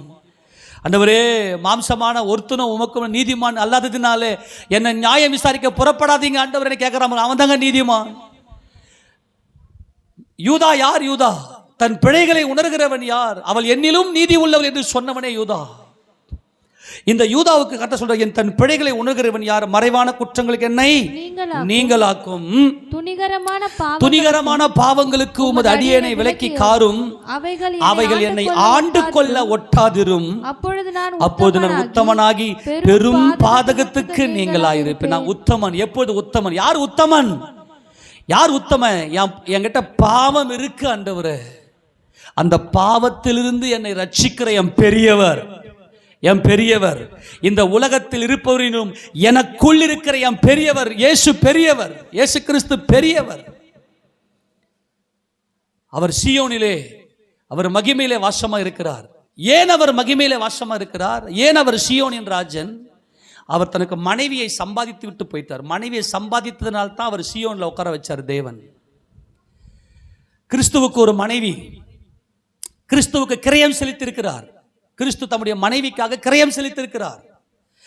அதனால நான் உத்தமன். யார் உத்தமன்? யாருங்க உத்தமன்? என்கிட்ட பாவம் இருக்குன்னு சொல்லி கர்த்தர் ரெண்டுல சரண்டர் ஆகிறான் பாத்தியா? அவன் தான் தேவனுடைய பார்வையில விலையேற பெற்றவன். அவன் தான் கிறிஸ்துவுக்கு மனைவி.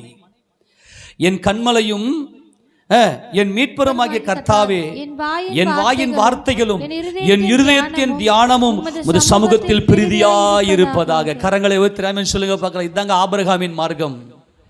இதாங்க ஆபிரகாமின் மார்க்கம். என் இருதயத்தின் தியானமும் என் வாயின் வார்த்தைகளும் என் இருதயத்தின் தியானமும் உம்முடைய சமூகத்தில் பிரீதியாயிருப்பதாக. நம்முடைய வாயிலிருந்து பிறக்கிற ஒரு வார்த்தை கூட அது வீணா போகலை. வீணா போகலன்னு சொல்கிறத விட நீங்கள் நினைக்கிறீங்க என் வாயை நான் பேசுகிறேன்னு, அந்த வாயின் வார்த்தை நீங்கள் என்னென்ன நேரத்தில் எந்தெந்த வார்த்தையை நீங்கள் பேசுனீங்கன்னு அப்படியே ரெக்கார்ட் ஆகுது. நிறைய பேருக்கு இந்த ரகசியம் தெரியல. மனுஷர் பேசுகிற வீணான வார்த்தைகள் யாவையும் குறித்து நியாயத்தீர்ப்பு நாளில் கொடுக்கணும். கவனி, தேவன் சர்வத்தையும் எப்படி படைச்சாரு? சொல்லுங்க ப்ளீஸ், எல்லா வார்த்தையும் சொல்லுங்க போல. தேவன் சர்வத்தை எப்படி படைச்சாரு? வார்த்தையில படைத்தார். விசுவாசத்தினாலே நாம் உலகங்கள், சொல்லுங்க, விசுவாசத்தினால உலகங்கள் தேவனுடைய வார்த்தையினாலே உண்டாக்கப்பட்டது என்று. அப்ப தேவன் ஒரு வார்த்தையை சொன்னா அப்படியே நடக்குது. அப்படியே அப்படியே உலகங்கள் ஆகிறது. சூரியன் அப்படின்றாரு, சூரியன் ஆகிறது. இப்போ தேவன் தமது சாயலாகும் தமது ரூபத்தின்படியும் மனுஷனை படைக்கிறாரு. இப்போ அந்த சாயல் தான் என்னன்னா பேச்சு, நினைவுகள், நினைவு. அந்த நினைவில் நம்ம என்ன நினைக்கிறோம் அதை பேசுறோம், அதை செயல்படுத்துறோம். அது எப்படி வீணா போயிடுன்றீங்க? இதெல்லாம் நீங்க நினைச்சீங்கன்னா கண்ணு வெளியே வந்துடும். இதை மட்டும், இந்த வார்த்தையை மட்டும் நீங்க தியானம் பண்ணுங்க. பேச்சு, நம்ம பேசுறலாம் பேச்சு. நம்ம பேசின அத்தனை பேச்சும் வச்சு தான் அவர் எடை போட்டு நம்மளை நியாயந்திருக்க போறார். நம்முடைய வாயின் வார்த்தை எவ்வளவு பெரிய விளையாட பெற்றது என்பதை நம்ம நிறைய பேர் உணராம இருக்கிறோம். என் வாயிலிருந்து வரக்கூடிய வார்த்தை வசனமா இருக்குதா? இப்ப தேவன் தம்முடைய வாயின் வார்த்தையினாலே சகலத்தையும் சிருஷ்டித்தார். அதே சாயல் தான் உனக்கும் கொடுத்திருக்கிறாரு. அதுக்கு தான் நான் சொல்றேன், நீங்க சொன்னீங்கன்னா அப்படியே நடந்துடும். உங்களுக்கு அந்த பவர் இருக்கு. அப்போ நமக்கு விரோதமாக எந்த ஒரு சாப வார்த்தையும் நமக்குள்ள வரக்கூடாது. இப்ப ஆண்டவர் நமக்கு சொல்றாரு, என் கண்மலையும் என் மீட்பருமாகிய கர்த்தாவே, என் வாயின் வார்த்தைகளும் என் இருதயத்தின் தியானமும் உமது சமூகத்தில் பிரீதியா. இப்போ எங்க போயிருச்சுன்னா அப்படி சமூகத்துக்கு இதாங்க மகிழ்ந்து களி கூறுகிற அனுபவம். இந்த மகிழ்ந்து களி கூறுகிற அனுபவத்துக்குள்ள நம்ம வரும்போது நாம் தேவனுடைய பெரிய திட்டத்துக்குள்ளே வந்து விடுகிறோம். அது எப்படிப்பட்ட பெரிய காரியம் சொன்னா, ஆராய்ந்து முடியாத, உன்னால கிரகிக்க முடியாத காரியங்கள். இப்போ கர்த்தர் சொல்றாரு இல்லையா, தேசமே மகிழ்ந்து கலிகூறு, பயப்படாதே. இது யாருக்கு கொடுக்கப்பட்ட வாக்குத்தத்தம் அப்படின்னா, ஆபிரகாமுக்கு கொடுக்கப்பட்ட வாக்குத்தத்தம். ஆபிரகாமே, நான் உன்னை பெரிய ஜாதியாக்கி, அந்த ஜாதி என்பது நேஷன். இப்போ ஆபிரகாமுக்கு வந்து பெரிய ஜாதின்னு இருக்கும். இப்போ யோவேல் 2:21 தேசமேன்னு இருக்கும். 2 ஒன்று தான். ஆபிரகாமுக்கு கொடுக்கப்பட்ட அந்த வாக்குத்தத்தம் யோவேலினால் உரைக்கப்பட்ட அந்த தீர்க்கதரிசனத்தின் நிறைவேறுதல் பெந்தகோஸ்தே நாளிலே நமக்குள்ளே பூர்ணமாக்கப்பட்டது என்று அப்போஸ்தலன் பேதுரு என்று முதல் பிரசங்கத்தில் பிரசங்கிப்பார். கடைசி நாட்களிலே மாம்சமான யாவரும் மேலே என் ஆவியை ஊற்றுவேன் என்று சொல்லி யோவேல் தீர்க்கதரிசனால் உரைக்கப்பட்ட தீர்க்கதரிசனம் இப்போ நிறைவேறுகிறதுன்னு சொல்லி, இப்போ ஆபிரகாம் கிட்ட ஆண்டவர் என்ன சொன்னாருன்னா, பாருங்க இந்த பெரிய காரியம் என்ன, இந்த பெரிய காரியம் என்ன அப்படின்னா, அவர் தமக்குள்ளே ஒரு திட்டத்தை வச்சுக்கணும். ஆபிரகாம் அழைக்கிறார், ஆபிரகாமே நான் உன்னை பெரிய ஜாதியாக்கி, கதோல், இந்த பெரிய என்பது கிரேட் நேஷன், கதோல், கொகன் கதோல், அதாவது வந்து பிரதான ஆசாரியன் என்று கொகன் கதோல், கொகன் என்றால் ஆசாரியன், கதோல் என்றால் பிரதான, கொகன் கதோல், அந்த கதோல் என்கின்ற அந்த பிரதான ஆசாரியனுக்கு பயன்படுத்தக்கூடிய அந்த ஆசாரியத்துவம், அந்த வார்த்தையை தான் இங்கே ஆபிரகாமுக்கு தேவன் பயன்படுத்துகிறார்.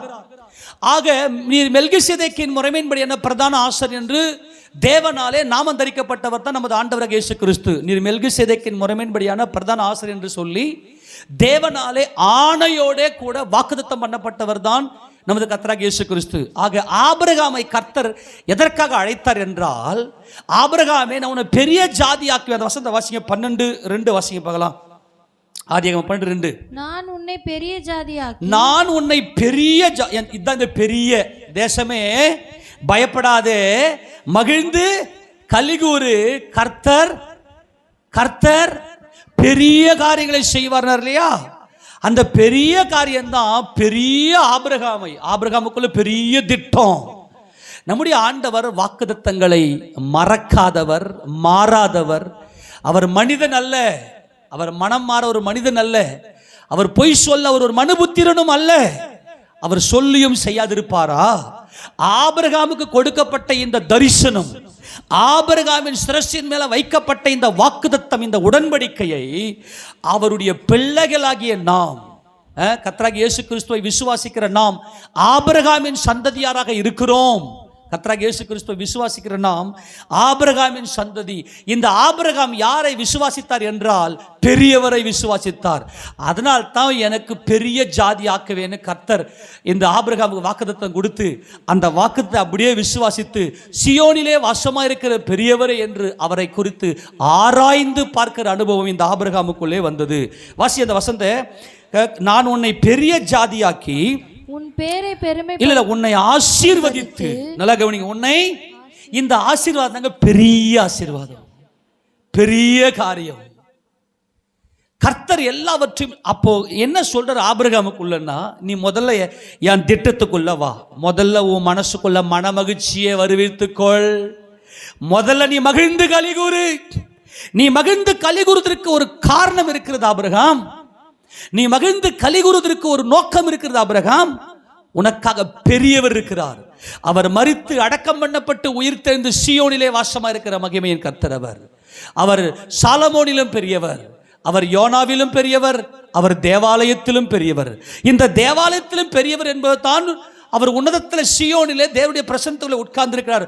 ஆக ஆபிரகாமுக்கு ஏறக்குறைய 25 வருஷம் ஆயிருச்சு இந்த வாக்குத்தத்தங்களை சுதந்திரித்துக் கொள்வதற்கு. இப்போ ஆபிரகாமுக்கு பிள்ளையை 100 வயசுல கொடுத்தது என்பது பெரிய காரியம். அதை விட ஒரு பயங்கரமான காரியம் என்னவென்று சொன்னால், கிறிஸ்துவின் சந்ததியில பிறப்பார் என்று ஆபிரகாமுக்கு கொடுக்கப்பட்ட அந்த வாக்குத்தத்தம் பெரிய ஆசீர்வாதம். நான் உன்னை பெரிய ஜாதியாக்கி உன்னை ஆசீர்வதித்து உன் பேரை பெருமைப்படுத்துவேன், நீ ஆசீர்வாதமாய் இருப்பாய் என்பது சமாதானங்க. Be blessed. நீ ஆசீர்வாதமாய் எப்போதுமே இருப்பாய் என்பது மகிழ்ந்து கலிகூர்ந்து கொண்டிருப்பாய் ஆபிரகாமே, நீ மகிழ்ந்து கலிகூர்ந்து கொண்டிருப்பாய். ஏனென்றால் இந்த ஆபிரகாம் வார்த்தையை ஆராய்ச்சி செய்கிறவன், பெரியவரை ஆராய்ச்சி செய்கிறவன் இந்த ஆபிரகாம். அதனால உன்னை ஆசீர்வதிக்கிறவர்களை ஆசீர்வதிப்பேன், உன்னை சபிக்கிறவனை சபிப்பேன், பூமியில் உள்ள வம்சங்கள் எல்லாம் உனக்குள் ஆசீர்வதிக்கப்படும் என்றார். உனக்குள்ள மகிழ்ந்து கலிகூறுகிற அனுபவம் உனக்குள்ள வந்துருச்சு. அதனால உனக்குள்ள சாபம் கிடையாது. நீ யாரு மேல எரிச்சலா இருக்க மாட்ட. ஆமென் சொல்லுங்க. நீ யாரு மேல எரிச்சலா இருக்க மாட்ட ஆபிரகாம். ஏன்னா உனக்குள்ள மகிழ்ந்து கலிகூறுகிற அந்த அனுபவம் வந்துருச்சு. நீ நீதிமான். ஆனா உன்னை சபிப்பான் சில பேர், அவனை நான் சபிச்சிருவேன்றாரு. நான் மறுபடியும் சொல்றேன், நீங்க நல்லா இருக்கணும்னா மற்றவனுடைய கோபத்துக்கு ஆளாகாதீங்க. மற்றவன் கோபப்பட்டான்னா அவனுடைய ஆவி உன்னை தாக்கும். இதை நான் உங்களுக்கு பலமுறை சொல்லியிருக்கிறேன். அதைத்தான் இங்கே ஆண்டவர் ஆபிரகாமுக்கு சொல்கிறாரு. சரி, ஒருத்தவனை சபிச்சான்னா அந்த சாபம் பழிச்சிருமா? மாம்சத்தோடு ரத்தத்தோடு இருக்கிற ஊமேல மாம்சத்தோடு ரத்தத்தோடு இருந்து சபிக்கிற அந்த பொல்லத சாபத்தினுடைய ஆவி உன் மேல பலிக்கும். எப்போ? நீ தேவ திட்டத்துக்குள்ள இல்லாத இருந்தனா. ஆனா தேவ திட்டத்துக்குள்ள நீ வந்துட்டேன்னா உன்னை எந்த சாபமும் உன்னை ஒண்ணுமே செய்யாது. கரங்களுக்கு சொல்லுங்க பார்க்கலாம். எந்த மனித சாபங்களும். ஏனென்றால் இந்த ஆபிரகாமுக்குள்ள பெரிய ஜாதி, நான் உன்னை மல்டிடியூட் ஆபிரகாம், நான் உன்னை பெரிய ஜாதி தான். அவர் இப்போ நல்லா கவனிங்க. இப்போ ஆபிரகாம் இதை இன்னும் அடையல. ஆனா கர்த்தர் இந்த ஆபிரகாமை பெரியவனாக பார்த்து தான் அழைக்கிறார். கரங்களை தட்டி நல்லா மகிமை செலுத்துங்களேன். என்னை அழைத்த தேவனுக்குள்ள ஒரு பெரிய திட்டம் இருக்கிறது. முதல்ல உங்களை குறித்த உங்க திட்டம் என்ன என்பதை நல்லா உறுதிப்படுத்திக் கொள்ளுங்க. இப்ப ஆபிரகாம் என்ன பண்றாருன்னா, ஆபிரகாம் ஏன் பெரியவன்னா, இந்த பெரிய திட்டத்தை ஆபிரகாம் தன் கண்ணில் பார்க்கிறார், தன் மனதில் தன் நினைவில் பார்க்கிறார். ஆண்டவர் பெரியவர், அதை அப்படியே விசுவாசிக்கிறார். அதனால கர்த்தர் ஆபிரகாமுடைய வாழ்க்கையில் அதை அப்படியே பலிக்க செய்தார். அதனால் இன்றைக்கு நீங்கள் புரிந்து கொள்ளுங்கள், உங்களுக்கு விரோதமாக எத்தனை மனுஷன் எழுந்து சபித்தாலும் அந்த சாபம் உங்களை தொடாது. இயேசுவின் நாமத்தில் ஆமென் சொல்லாமா? ஏன்னா இந்த உலகத்தில் இருப்பவனில் உங்களுக்குள் இருக்கிற இயேசு ராஜா பெரியவர். பெரியவரை நீங்கள் ஆராதனை செய்கிறீர்கள். அதனால உங்க இருதயத்துக்குள்ள அப்படிப்பட்ட மகிமை இருக்கிறது. உங்களுடைய பாவங்களை யாரா சுட்டி காட்டினாங்கன்னா அப்படியே ஒத்துக்குங்க. இதுதாங்க ஆபிரகாமின் மார்க்கம். அப்படியே நீதி, அந்த இடத்துல நீதிமான். நீ ஏன் மறைவான குற்றங்கள் நீங்களுக்கு ரட்சியம்? என்னை மீறி நிறைய பாவம் செய்வேன் ஆண்டவரே. என்னை மீறி நான் இப்போ உதாரணத்துக்கு நான் ஒரு சில காரியங்களை செய்கிறேன், நல்லதுன்னு நினச்சி நான் பண்ணுவேன். அது சில பேருக்கு பிடிக்காது. அது நடக்கும், நான் இல்லைன்னு சொல்லவே இல்லையே. ஆண்டவரே அதுக்கு தான் என்னை பாதுகாத்துக் கொள்ளுங்க. யாருடைய கோபத்துக்கும் என்னை ஆளாக்காமல் என்னுடைய கிருபையினால் நடத்துங்க ஆண்டவரேன்னு சொல்லி ஒப்பு கொடுத்து போகிறதாங்க நீதிமான். நீதிமான்னா பாவமே செய்யாதவன் அல்ல, பாவத்தை ஒத்துக்கிறவன். அவன் தான் தேவனுடைய பார்வையில் விலையேற பெற்றவனாக இருக்கிறான். அன்பான தேவஜனமே, இந்த ஆபிரகாம் எப்படிப்பட்டவன் என்றால், தேவனுடைய வார்த்தைகளை ஒவ்வொரு வினாடியும் அனுதினமும் கிறிஸ்துவை குறித்த ரகசியங்களை ஆராய்ந்து பார்க்கிறவர். ஆக ஆபிரகாமுடைய தலையின் மேல சுமத்தப்பட்ட இந்த ஆசீர்வாதம் தான், மகிழ்ந்து கலிகூறு தேசமே, நீ பயப்படாதே, நான் உன்னை பெரிய ஜாதியாக்கி, நான் உன்னை பெரிய தேசமாக்கி. இதை நீங்கள் எப்படி படிக்கணும்னாக்கா, நான் உன்னை பெரிய தேசமாக்கி. அதுதான் அந்த வார்த்தை யோவேலுக்கு ஆண்டவர்கள் சொல்றாரு. நீ தேசமே நீ பயப்படாதே, கர்த்தர் வாக்குத்தத்தங்களை மாறாத தேவன். வாசி அந்த வசனம் 23ஆம் அதிகாரம் என்னாக 23:19 வாசி பார்க்கலாம். பொய் சொல்ல தேவன் ஒரு மனிதன் அல்ல, மனமாற அவர் ஒரு மனுபுத்திரனும் அல்ல. அவர் சொல்லியும் செய்யாதிருப்பார். அவர் ஆபிரகாமுக்கு சொல்லியும் செய்யாம இருப்பாரா? அவர் வசனித்தும் நிறைவேற்றாது இருப்பார். அவருடைய வசனம், அவருடைய வார்த்தை வல்லமை உடையது. தேவஜனமே, கர்த்தருடைய வார்த்தை வல்லமை உடையது. உனக்கு என்னென்ன வாக்குத்தத்தங்களை கர்த்தர் கொடுத்திருக்கிறாரோ அந்த வாக்குத்தத்தங்களை அத்தனையும் தேவன் நிறைவேற்றி முடிக்க அவர் வல்லமையும் ஜீவனும் உடையவராக இருக்கிறார். அவர் பொய் சொல்றதுக்கு மனிதன் அல்ல, மனம் மாற ஒரு மனுபுத்திரன் அல்ல. அவர் சொன்னார், அப்படியே நடக்கும். காரணம் ஒரே ஒரு ரகசியம் என்ன தெரியுமா? இந்த தேவனுடைய வார்த்தையின் ரகசியங்களை ஆராய்ந்து பார்க்கிறதில் தான் ஒரு பெரிய மகிமை இருக்கிறது. இப்போ நான் சொல்ற கவனித்துக் கொள்ளுங்க. உங்களுக்கு முன்பதாக பெரிய பெரிய காரியங்கள் உங்களுக்கு முன்னாடி நிற்கலாம். நல்லா கவனிங்க. ஆண்டவரே, இவ்வளோ பெரிய தடைகள் எங்களுக்கு முன்பதாக, இவ்வளோ பெரிய தடைகள் இருக்கிறது, நாங்கள் இதை என்ன செய்வோம் ஆண்டவரே அப்படின்னு சொல்லி நீ நிற்கலாம். முதல்ல இன்னைக்கு தெரிந்து கொள்ளுங்க, உன்னால இந்த தடைகளை தாண்டி உன்னால உன் வாழ்க்கையில முன்னேற முடியாது. அப்படிப்பட்ட ஒரு சூழ்நிலையில் இருக்கலாம். இப்போ ஆண்டவர் நம்ம கொடுக்குற வாக்குத்தத்தங்களை சொல்லி நான் முடிக்கிறேன். இதை புரிந்து கொள்ளுங்க. அவ்வளோதான், இன்னும் 10 நிமிஷத்தில் முடிக்க போறேன். இந்த பெரிய தேவனை, ஒருவேளை எனக்கு ஆண்டவரை என்னால பயங்கர பெரிய பர்வதமே நீ எம்மாத்திரம், இது தடை. 2 விஷயம் நம்முடைய ஆசீர்வாதத்துக்கு குறுக்க முட்டுக்கட்டையா வரும். ஒன்று, நம்மையே மீறி அந்த காரியத்தை நம்ம தான் செய்யணும். நல்லா கவனிங்க, அந்த காரியத்தை நான் தான் செய்யணும். ஆனா என்னால செய்ய முடியாத ஒரு பெரிய தடை நிற்குது. இப்ப கர்த்தர் சொல்றாரு, அது நீ ஏன்டா பெருசா பார்க்கிற? பலத்தினாலும் அல்ல, பராக்கிரமத்தினாலும் அல்ல, என்னுடைய ஆவியினாலேயே ஆகும். சொல்லுங்க, என்னுடைய ஆவியினாலேயே ஆகும். அவர் சொல்ல ஆகும், அவர் கட்டளையிட அது நிற்கும். முதல்ல 2 ஆசீர்வாதத்தை சொல்லி நான் முடிக்கிறேன். முதல்ல இன்னைக்கு மலை போல நிற்கிற பெரிய பெரிய பர்வதம் போல இருக்கக்கூடிய தடைகள் நாங்கள் முன்னேற முடியாதபடிக்கு, நாங்கள் தேவனுடைய சமூகத்தில் தேவ சமூகத்தில் உற்சாகமாய் ஓடி இந்த காரியத்தை செய்யக்கூடாதபடிக்கு எனக்குள்ள ஒரு பெரிய தடைகளை நான் பார்க்கிறேன் ஆண்டவரே அப்படின்னு சொல்லி நிற்கலாம். ஆனால் இன்றைக்கு மகிழ்ந்து களி கூர்ந்து கொண்டிருக்கிற பெரியவராகிய இயேசு கிறிஸ்துவை உங்கள் இருதயத்தில் சுமந்து கொண்டு அந்த மகிமையை தரிசித்துக் கொண்டிருக்கிற உங்களுக்கு கர்த்தர் சொல்லுகிறார். அந்த வசனத்தை வாசிக்கலாம். சகரியாவின் புத்தகம் 4வது அதிகாரம் 6வது வசனத்தை வாசிப்பாங்களா? சகரியா 4:6. அப்பொழுது அவர் செருபாபேலுக்கு சொல்லப்படுகிற கர்த்தருடைய வார்த்தை என்னவென்றால், பலத்தினாலும் அல்ல பராக்கிரமத்தினாலும் அல்ல, உனக்குள் இருக்கிற இயேசு கிறிஸ்து அவர்தான் ஆவியானார். கர்த்தரே ஆவியானார். கரங்களை விட்டு ஆமென் சொல்லுங்க பார்க்கலாம். உன் பலமோ உன் பராக்கிரமமோ உனக்கு ஒன்று செய்யாது. ஆண்டவரே, எனக்கு தடையாக நான் உணர்கிறேன், நான் தான் செய்யணும் இந்த காரியத்தை, ஆனால் என்னால் முடியல. ஏன்? என் பலத்திலேயோ என் பராக்கிரமத்தினாலேயோ ஒன்றும் முடியல. அதுதான் இன்றைக்கு பெரியவர் சொல்லுகிறார். ஆவியினாலேயே, கர்த்தரே ஆவியானவர். கர்த்தருடைய ஆவி எங்கேயோ அங்கே என்ன உண்டு? விடுதலை உண்டு. எல்லா பெரிய பர்வதங்களும், உனக்கு முன்னாடி இருக்கிற எல்லா பெரிய பர்வதங்களும் உனக்குள் இருக்கிற பெரியவராலே கரைந்து விட்டது. ஆமென் சொல்லுங்க பார்க்கலாம். இனிமே நீங்க இந்த பெரிய பர்வத்தை பார்க்க மாட்டீங்க. ஏனென்றால் பெரியவரை சுமந்து கொண்டிருக்கிறீங்க. அது எதுவனா இருக்கலாம். நான் தான் என்ன பண்ணேன், சுகரை குறைக்கணும்னு பார்க்குறேன். அது இருக்க மலை மாதிரி இருக்குது ஆண்டவரே. நல்ல பீஃப் சாப்பிடக்கூடாதுன்னு சொல்லுவாங்க, ஸ்வீட் சாப்பிடக்கூடாது. ஆனால் எனக்கு அது பெரிய மலை போல் இருக்குது, என்னால் முடியவே முடியல. எல்லாம் குறைஞ்சிடும். ஆமேனா, பிபி குறைஞ்சிடும்.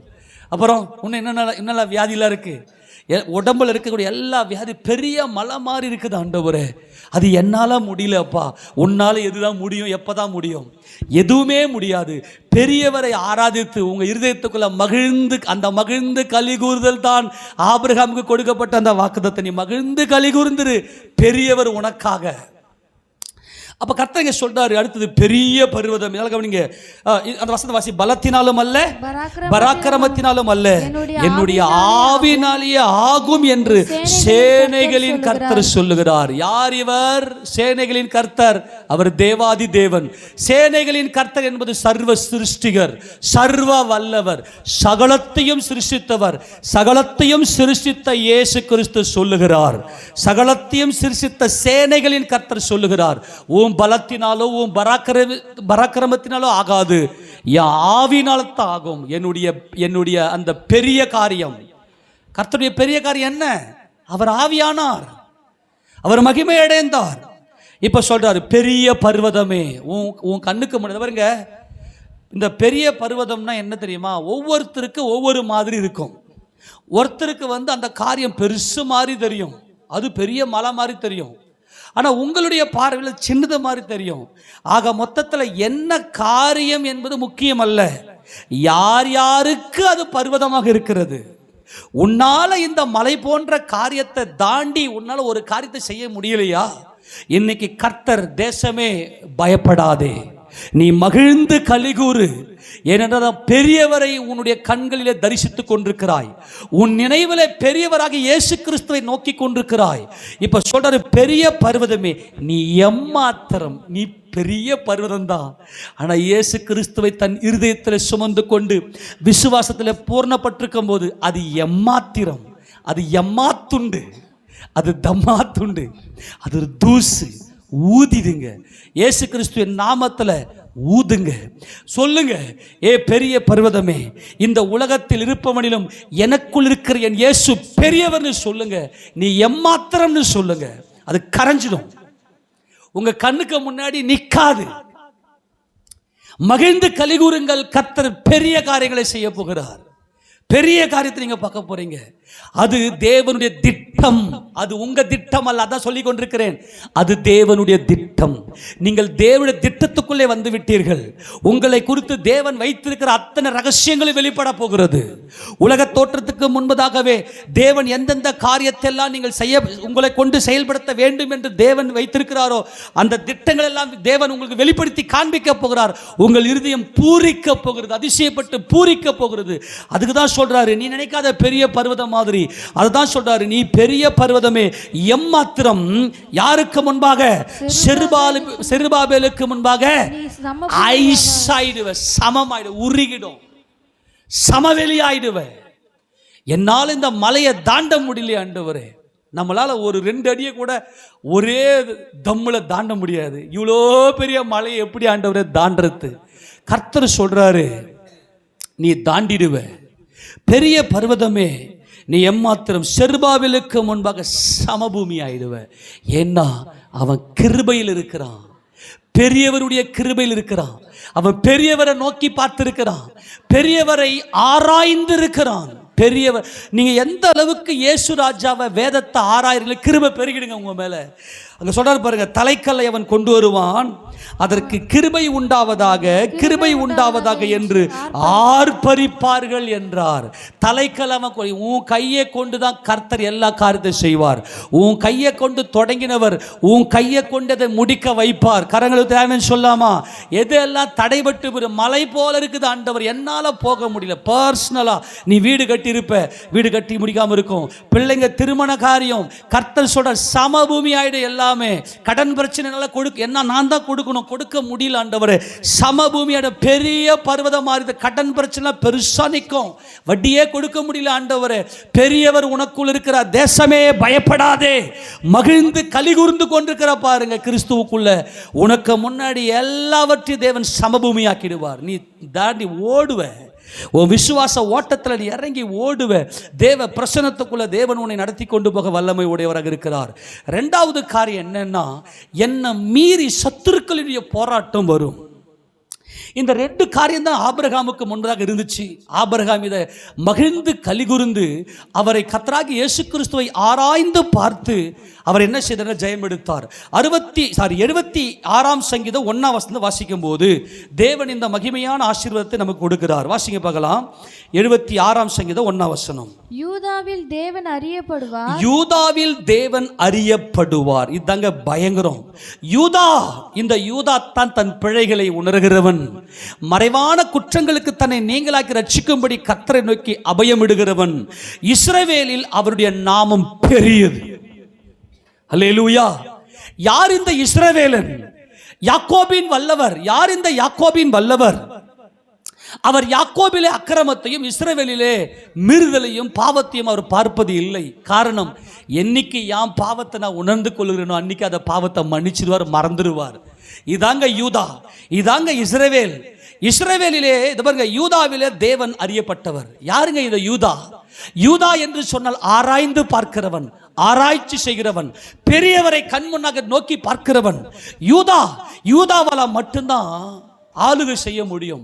யூதா தான் நீதி உள்ளவன், யூதா தான் நீதிமான். இந்த யூதா தான் என்னிலும் அவள் நீதி உள்ளவள், நான் குற்றமுள்ளவன், நான் செய்த குற்றம் எனக்கு தெரிய வந்தது, என்னிலும் அவள் நீதி உள்ளவள் என்று தாமாரை உயர்த்தினாரே யூதா, அங்கே நிற்கிறார் யூதா.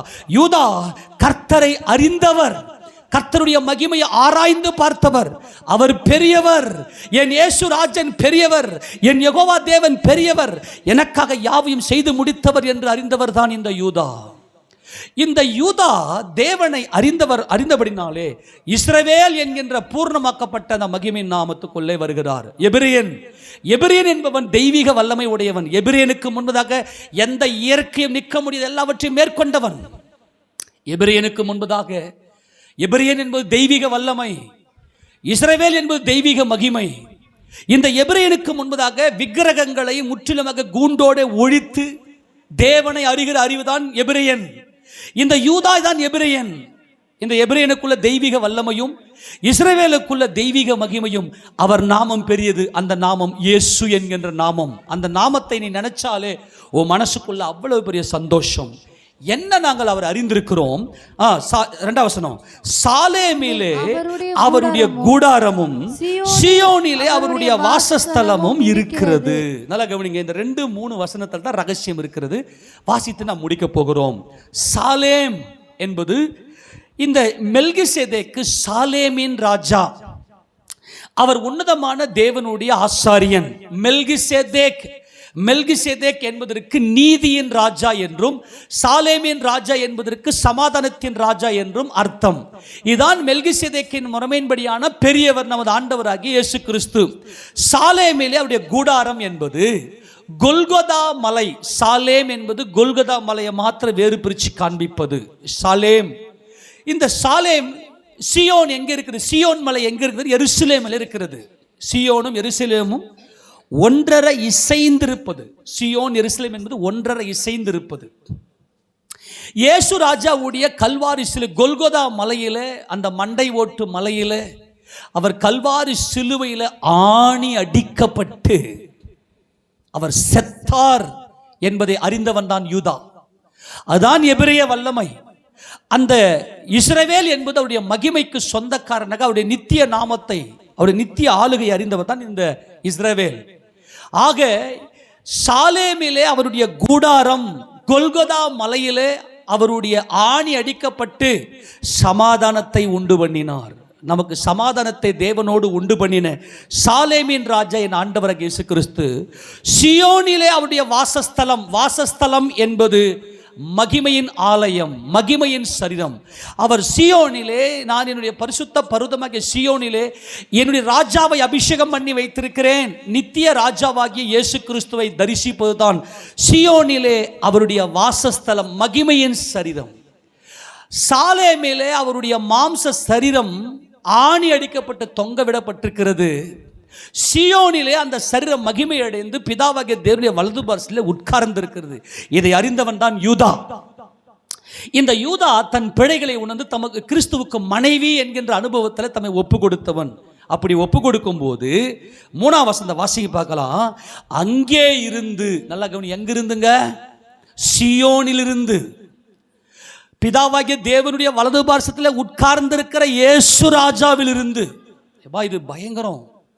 இதெல்லாம் நீங்கள் கொஞ்சம் நல்லா டெப்த்தாக நீங்கள் கொஞ்சம் இதை நினைவில் கொண்டு வந்தீங்கன்னா நீங்கள் ஷாக் ஆகிடுவீங்க.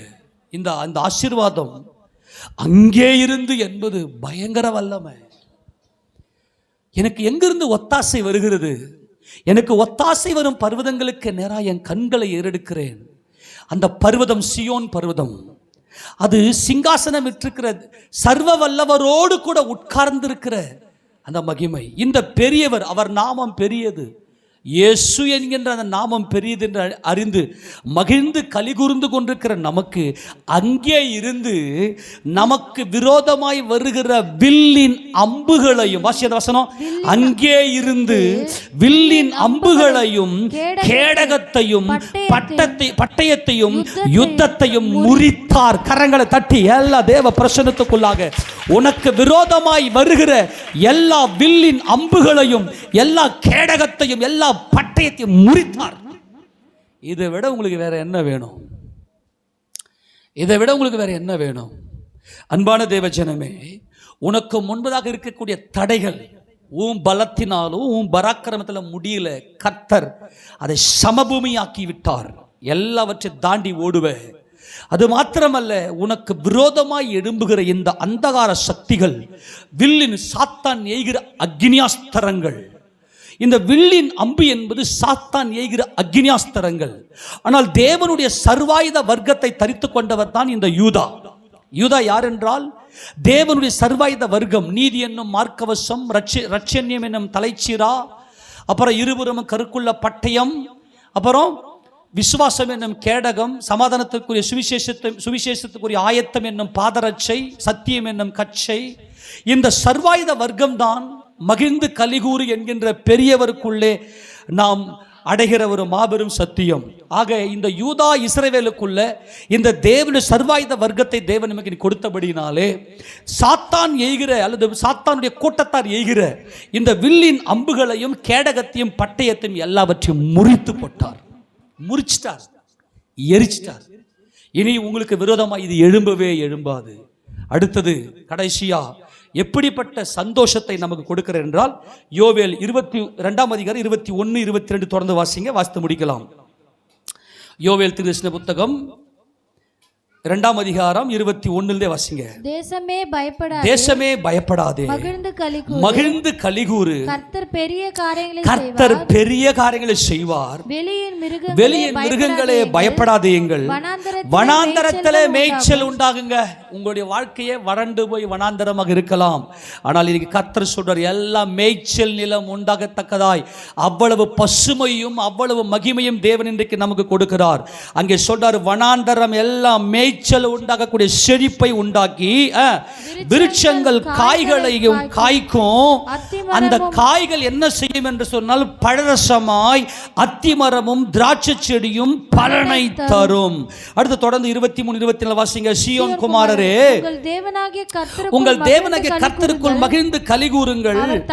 அவர் தக்கபடி உங்களுக்கு முன்மாரியை கொடுத்து, உங்களுக்கு முன்மாரியும் பின்மாரியும் ஏற்கனவே வருஷிக்க பண்ணுவார்.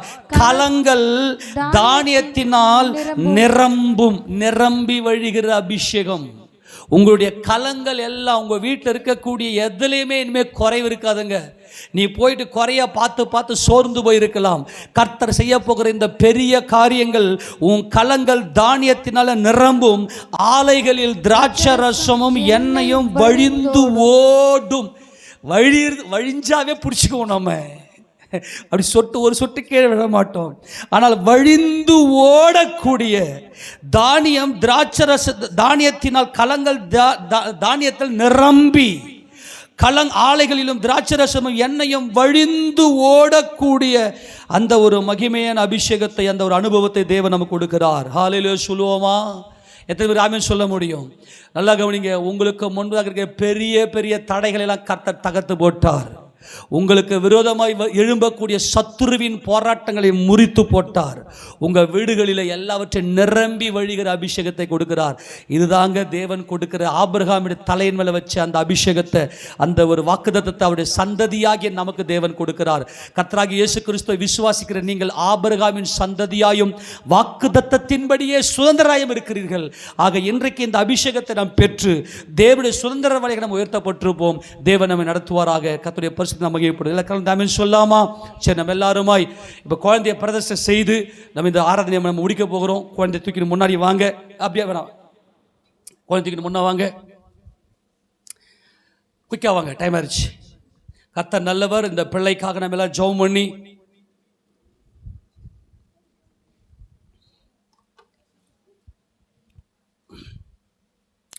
எல்லாருமாய் தேவனுடைய கிருபையின் கரத்தில் வாங்க. தாய் தகப்பன் வாங்க, தாய் தகப்பன் வாங்க, தாத்தா பாட்டிலாம் இருந்தீங்கன்னா வாங்க. கர்த்தர் நல்லவர். இதை கொஞ்சம் இறக்கி வைமா. அதை எல்லாரும் தேவனை மகிமைப்படுத்தலாமா? கடந்த நாட்களில் கண்மணி போல் கருத்துடன் நம்மை காத்தாரே, கடந்த நாட்களில் கண்மணி போல் கருத்துடன் நம்மை காத்தாரே, கர்த்தரையே நம்பி ஜீவித்திட கிருபையும் ஈந்தாதால் ஸ்தோத்தரிப்போமே. அற்புதமே அவர் நடத்துதலே, ஆனந்தமே நன்றியால் உள்ளமே மிக பொங்கிடுதே. நாம் அல்லேலூயா துதி சாற்றிடுவோம். நன்றியால் உள்ளமே மிக பொங்கிடுதே. நாம் அல்லேலூயா துதி சாற்றிடுவோம். வாஞ்சைகள் தீர்த்திட வந்திடுவார், வரும் என்றே நாம் அழைத்திடுவோம். வாஞ்சைகள் தீர்த்திட வந்திடுவார், வரும் என்றே நாம் அழைத்திடுவோம். வானத்திலே ஒன்று சேர்ந்திடும் நாள் விரைந்து நெருங்கிட ஸ்தோத்தரிப்போமே. அற்புதமே அவர் நடத்துதலே, ஆனந்தமே பரமானந்தமே நன்றியால் உள்ளமே மிக பொங்கிடுதே. நாம் அல்லேலூயா துதி சாற்றிடுவோம். நன்றியால் உள்ளமே மிக பொங்கிடுதே, நாம் அல்லேலூயா துதி சாற்றிடுவோம். நன்றியோடு நாங்கள் உம்மை துதிக்கிறோம் கர்த்தாவே, எங்கள் பரமபிதாவே. உங்க அன்புள்ள கருத்துக்காய் நம்ம ஸ்தோத்திரிக்கிறோம். 2 பேரும் முன்னாடி வாங்க, 2 பேரும் முன்னாடி வாங்க. கர்த்தர் உங்களை ஆசீர்வதிப்பார். ஆண்டவரே, அருமையான மகன் ஆண்டவரே சுனிலையும் மகள் மானஷாவின் நினைத்து என் ஆண்டவனின் பாராட்டின இந்த கிருபைக்காய் ஸ்தோத்திரம். ஆண்டவரின் கொடுத்த இந்த நல்ல ஆண் பிள்ளைக்காய் நாங்கள் உம்மை ஸ்தோத்திரிக்கிறோம். ஆண்டவரே, உங்க வல்லமையான கரம் ஆண்டவரே, ஆபிரகாமுக்கு உண்டான இந்த ஆசீர்வாதம். தேசமே பயப்படாதே, மகிழ்ந்து கலிகூறு. பெரியவரை ஆண்டவரை தகப்பனே இந்த பிள்ளை காண என் ஆண்டவரை பாராட்டின கிருபைகள் ஸ்தோத்திரிக்கிறோம். ஆண்டவரே, அப்பாவுடைய வல்லமையான கரம் ஆண்டவரை, மகிழ்ந்து கலிகூறு. கர்த்தர் பெரிய காரியங்களை செய்வார். ஆராய்ந்து முடியாத பெரிய காரியங்களை, எண்ணி முடியாத அதிசயங்களை செய்கிற அனுபவத்துக்குள்ளாக இந்த பிள்ளையை தரும்படியாய் ஜெபிக்கிறேன். ஆண்டவருடைய கரத்தில் ஒப்பு கொடுக்கிறோம். தேவரீர் கொடுத்திருந்த நல்ல ஆண் பிள்ளைக்காய் ஸ்தோத்திரம். ஆண்டவரே, ஜெயங்கொண்ட ஆண் பிள்ளையாக என் பெரியவர் என் ஆண்டவர் இயேசு கிறிஸ்துவை நோக்கி பார்த்த உங்களுடைய அனுபவத்துக்காய் நன்றி சொல்லுகிறோம். அருமையான தகப்பனே ஆண்டவர், இந்த பிள்ளையின் மேல உடைய கிருபையுள்ள கரத்தை வைக்கிறோம். ஆண்டவரே, அப்பா, நாங்கள் இந்த பிள்ளையை உமக்கென்று நாங்கள் பிரதிஷ்டை செய்கிறோம். ஆண்டவரே, பிதா குமாரன் பரிசுத்த ஆவியின் நாமத்தினாலே ஆண்டவரே தகப்பனே ஈவான் டேனியேல் என்று இந்த பிள்ளைக்கு பெயர் சூட்டுகிறோம். ஆண்டவரே, பிதா குமாரன் பரிசுத்தாவின் நாமத்தினாலே இந்த மகனுக்கு ஈவான் டேனியல் என்று ஆண்டவரே பெயர் சூட்டுகிறோம். கர்த்தாவே, பிதா குமாரன் பரிசுத்தாவின் நாமத்தினாலே இந்த மகனுக்கு ஈவான் டேனியல் என்று பெயர் சூட்டுகிறோம். உம்முடைய பரிசுத்த நாமத்தை மகிமைப்படுத்திக் கொள்ளும். இந்த பிள்ளை உமக்கென்று இந்த உலகத்தில் ஜீவித்து உமது நாமத்தை உயர்த்த, கர்த்தருக்கு பயப்படுற பயத்தையும் மகிழ்ந்து கலிகூறுகிற இந்த அபிஷேகத்தை இந்த பிள்ளையின் தலையின் மேல சுமத்துகிறோம். ஐயா, இது ஜெயங்கொண்ட ஜீவியம், பெரியவரை நோக்கி பார்க்கிற அனுபவம், பெரியவராம் சியோனிலே பெரியவராம் இயேசு ராஜாவை நோக்கி பார்த்து உமக்கு சாட்சி உள்ள மகனாக யூதா இஸ்ரவேல் என்கின்ற இந்த மகிமையுள்ள கரம் அபிஷேகம் இந்த பிள்ளையின் மேல் இறங்கும்படியா ஜெபிக்கிறேன். கர்த்தாவே, தேவ பிரசன்னம் நம் மகனை காக்கும்படியா ஜெபிக்கிறேன். அப்பா, எந்த ஒரு வாதியும் பொல்லாப்பு மணுகாதபடி உடைய கிருபையுள்ள கரம் உடைய சட்டையின் மறைவில் இந்த பிள்ளையை வைத்துக் கொண்டதுக்காய் ஸ்தோத்திரம். ஆண்டவர், எந்த ஒரு பெரிய பர்வதமும் நம் மகனுக்கு முன்னாடி இல்லாமல் சமபூமியாக்கி ஆண்டவரே தகப்பன், எந்த ஒரு சத்துருவும் ஆண்டவர் எந்த வில்லுகளையும் அம்புகளையும் முறித்து, கேடகத்தை முறித்து, பட்டயத்தை முறித்து, ஆண்டவரே திராட்சரசம் ஆண்டவரே தகப்பன தானியம் ஆண்டவர் எண்ணெய் வழிந்தோடுகிற நிரம்பி வழிகிற அபிஷேகத்தை நம் மகன் மேல வைத்து நாமத்தை மகிமைப்படுத்திக் கொள்ளும். கர்த்தாவே, நீரே மகிமைப்படும், மனம் இறங்கும். பரிசுத்த நாமத்தை மகிமைப்படுத்திக் கொள்ளும், தயவு பாராட்டும். மாறாத இயேசு கிறிஸ்துவின் நாமத்தில் வேண்டுகிறோம் எங்கள் ஜீவனுள்ள பிதாவே, ஆமென். நம்மளால் முழங்கால் படிட்டு ஆண்டவர் நமக்கு பாராட்டின தயவுக்காக நன்றி சொல்லி, அப்பா, அவருடைய பேரன்புக்காய் நம்மை ஸ்தோத்திரிக்கிறோம்.